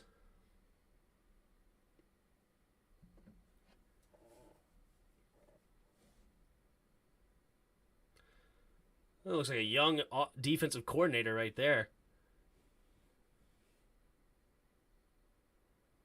But all right, here we go. 11-10. 2 minutes to go. Broncos have the ball up by 1. They're not in field goal range. They have to get a first down to ice this game. If they don't get a first down, San Francisco will get this ball with 1 minute and 40 seconds and a timeout. So this game is far, far, far from over.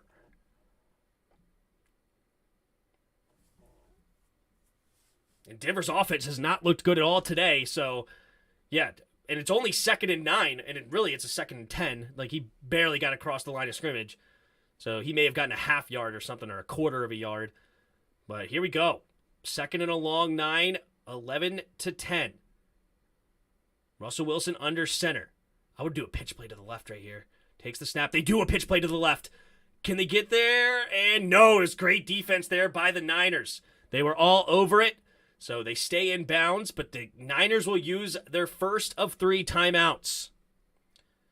I do not like the unis with no pant stripes. This is interesting here. I think I throw the football, right? So this is the decision that needs to be made. Do you throw the football here or force San Francisco to use their 2nd timeout? I'm going to throw the football. I really am, because time is really not going to be a factor for them. Like, the 2nd timeout really doesn't matter. You know what I'm saying? Like, it's 1 minute and 40 seconds to get into field goal range. That's an eternity for any offense, even, and they'll still have 1 timeout. So I would be throwing it here, trying to get to the first down. That's how I feel. Because using that 2nd timeout is not going to be a big deal. You may as well try to get the first. First down almost ices this game. Let's see what they decide to do. Russell Wilson under center. Takes the snap, and they do run the football up the middle, and Gordon will get a gain of about 4, and they're going to have to punt it away here with 1 minute and 51. Not like San Francisco has been lighting up your D, correct, but I would still go for it, because as I said, the 2nd timeout is not the factor here. The 2nd timeout almost doesn't matter.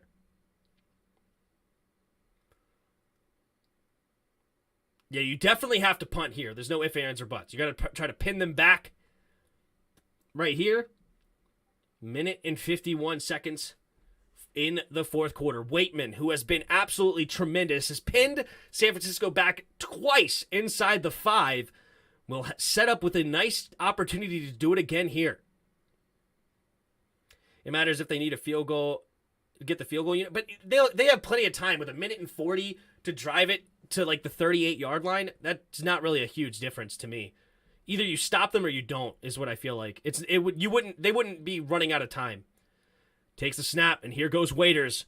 Will he pin them back deep? And it will be muffed! It's a muff punt! Who has it? Oh, Ray McLeod may have got back on it. But hold up. This could be over. Who has the football?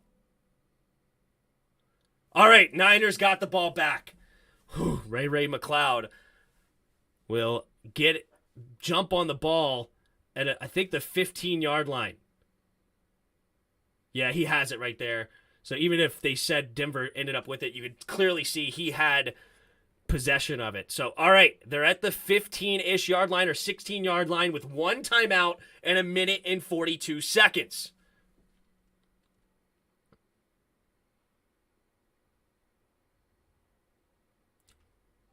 Jimmy G just threw a pick, but will he become the hero here? They have another time One more time to do it here. 1st and 10 at the 15-yard line. 3 receivers to the right. Empty backfield set now. 2 receivers to the left. Jimmy takes the snap. Ooh, did somebody jump off sides? They don't call it. And Jimmy is going to go down! He got sacked at his own 3-yard line! Clock continues to run. Minute and 30. Niners got to hurry up. 2nd and 22. They hurry up to the line. Denver super far off the ball. 2nd and 22. Takes the snap. Jimmy G scans the field. Steps up in the pocket. Pumping. Now throws it underneath. Caught by the running back with room to run. And it's fumbled! And Denver has it! Game over! It was punched out from behind. And Denver recovers. And it is game, set, match.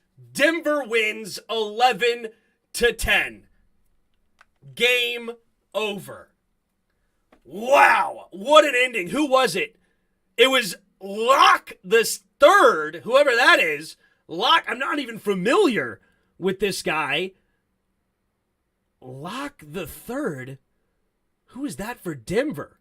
Locke the third. I don't even see him listed on the roster. Locke the third. Oh, there he is. PJ Locke. I was looking for the third. So it was PJ Locke, safety, number 6, who comes away with the big interception, and the game is over. Oh, they tried so hard to lose that game. They succeeded. Yeah, you ain't lying.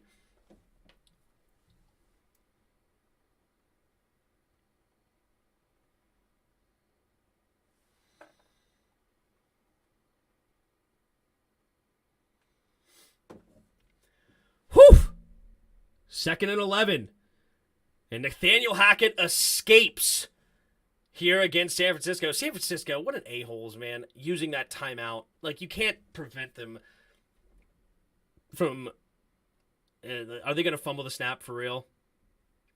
They're going to make them kneel it twice more. So there's one kneel, and they're going to kneel it one more time, and this game is over. Man...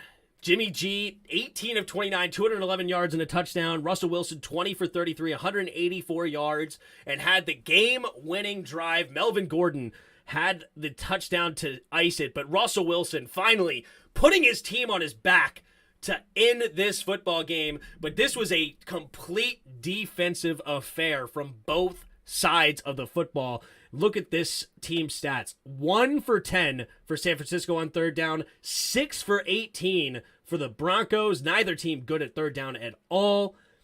And it was 3 turnovers for the Niners that cost them the game. But also the Broncos missed a field goal in this game. I mean, this game could have gone either way. But Broncos survive at home 11-10 on this Sunday night.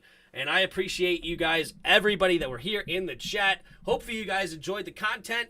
If you don't mind, hit the like button, subscribe to the channel. If you'd like to support, you can become a channel member. Get your skin in the game for 99 cents. Help support the channel that way. We got a bunch of channel members already. I appreciate you guys. Badis Fatfa is one. You see he has the little badge next to his name.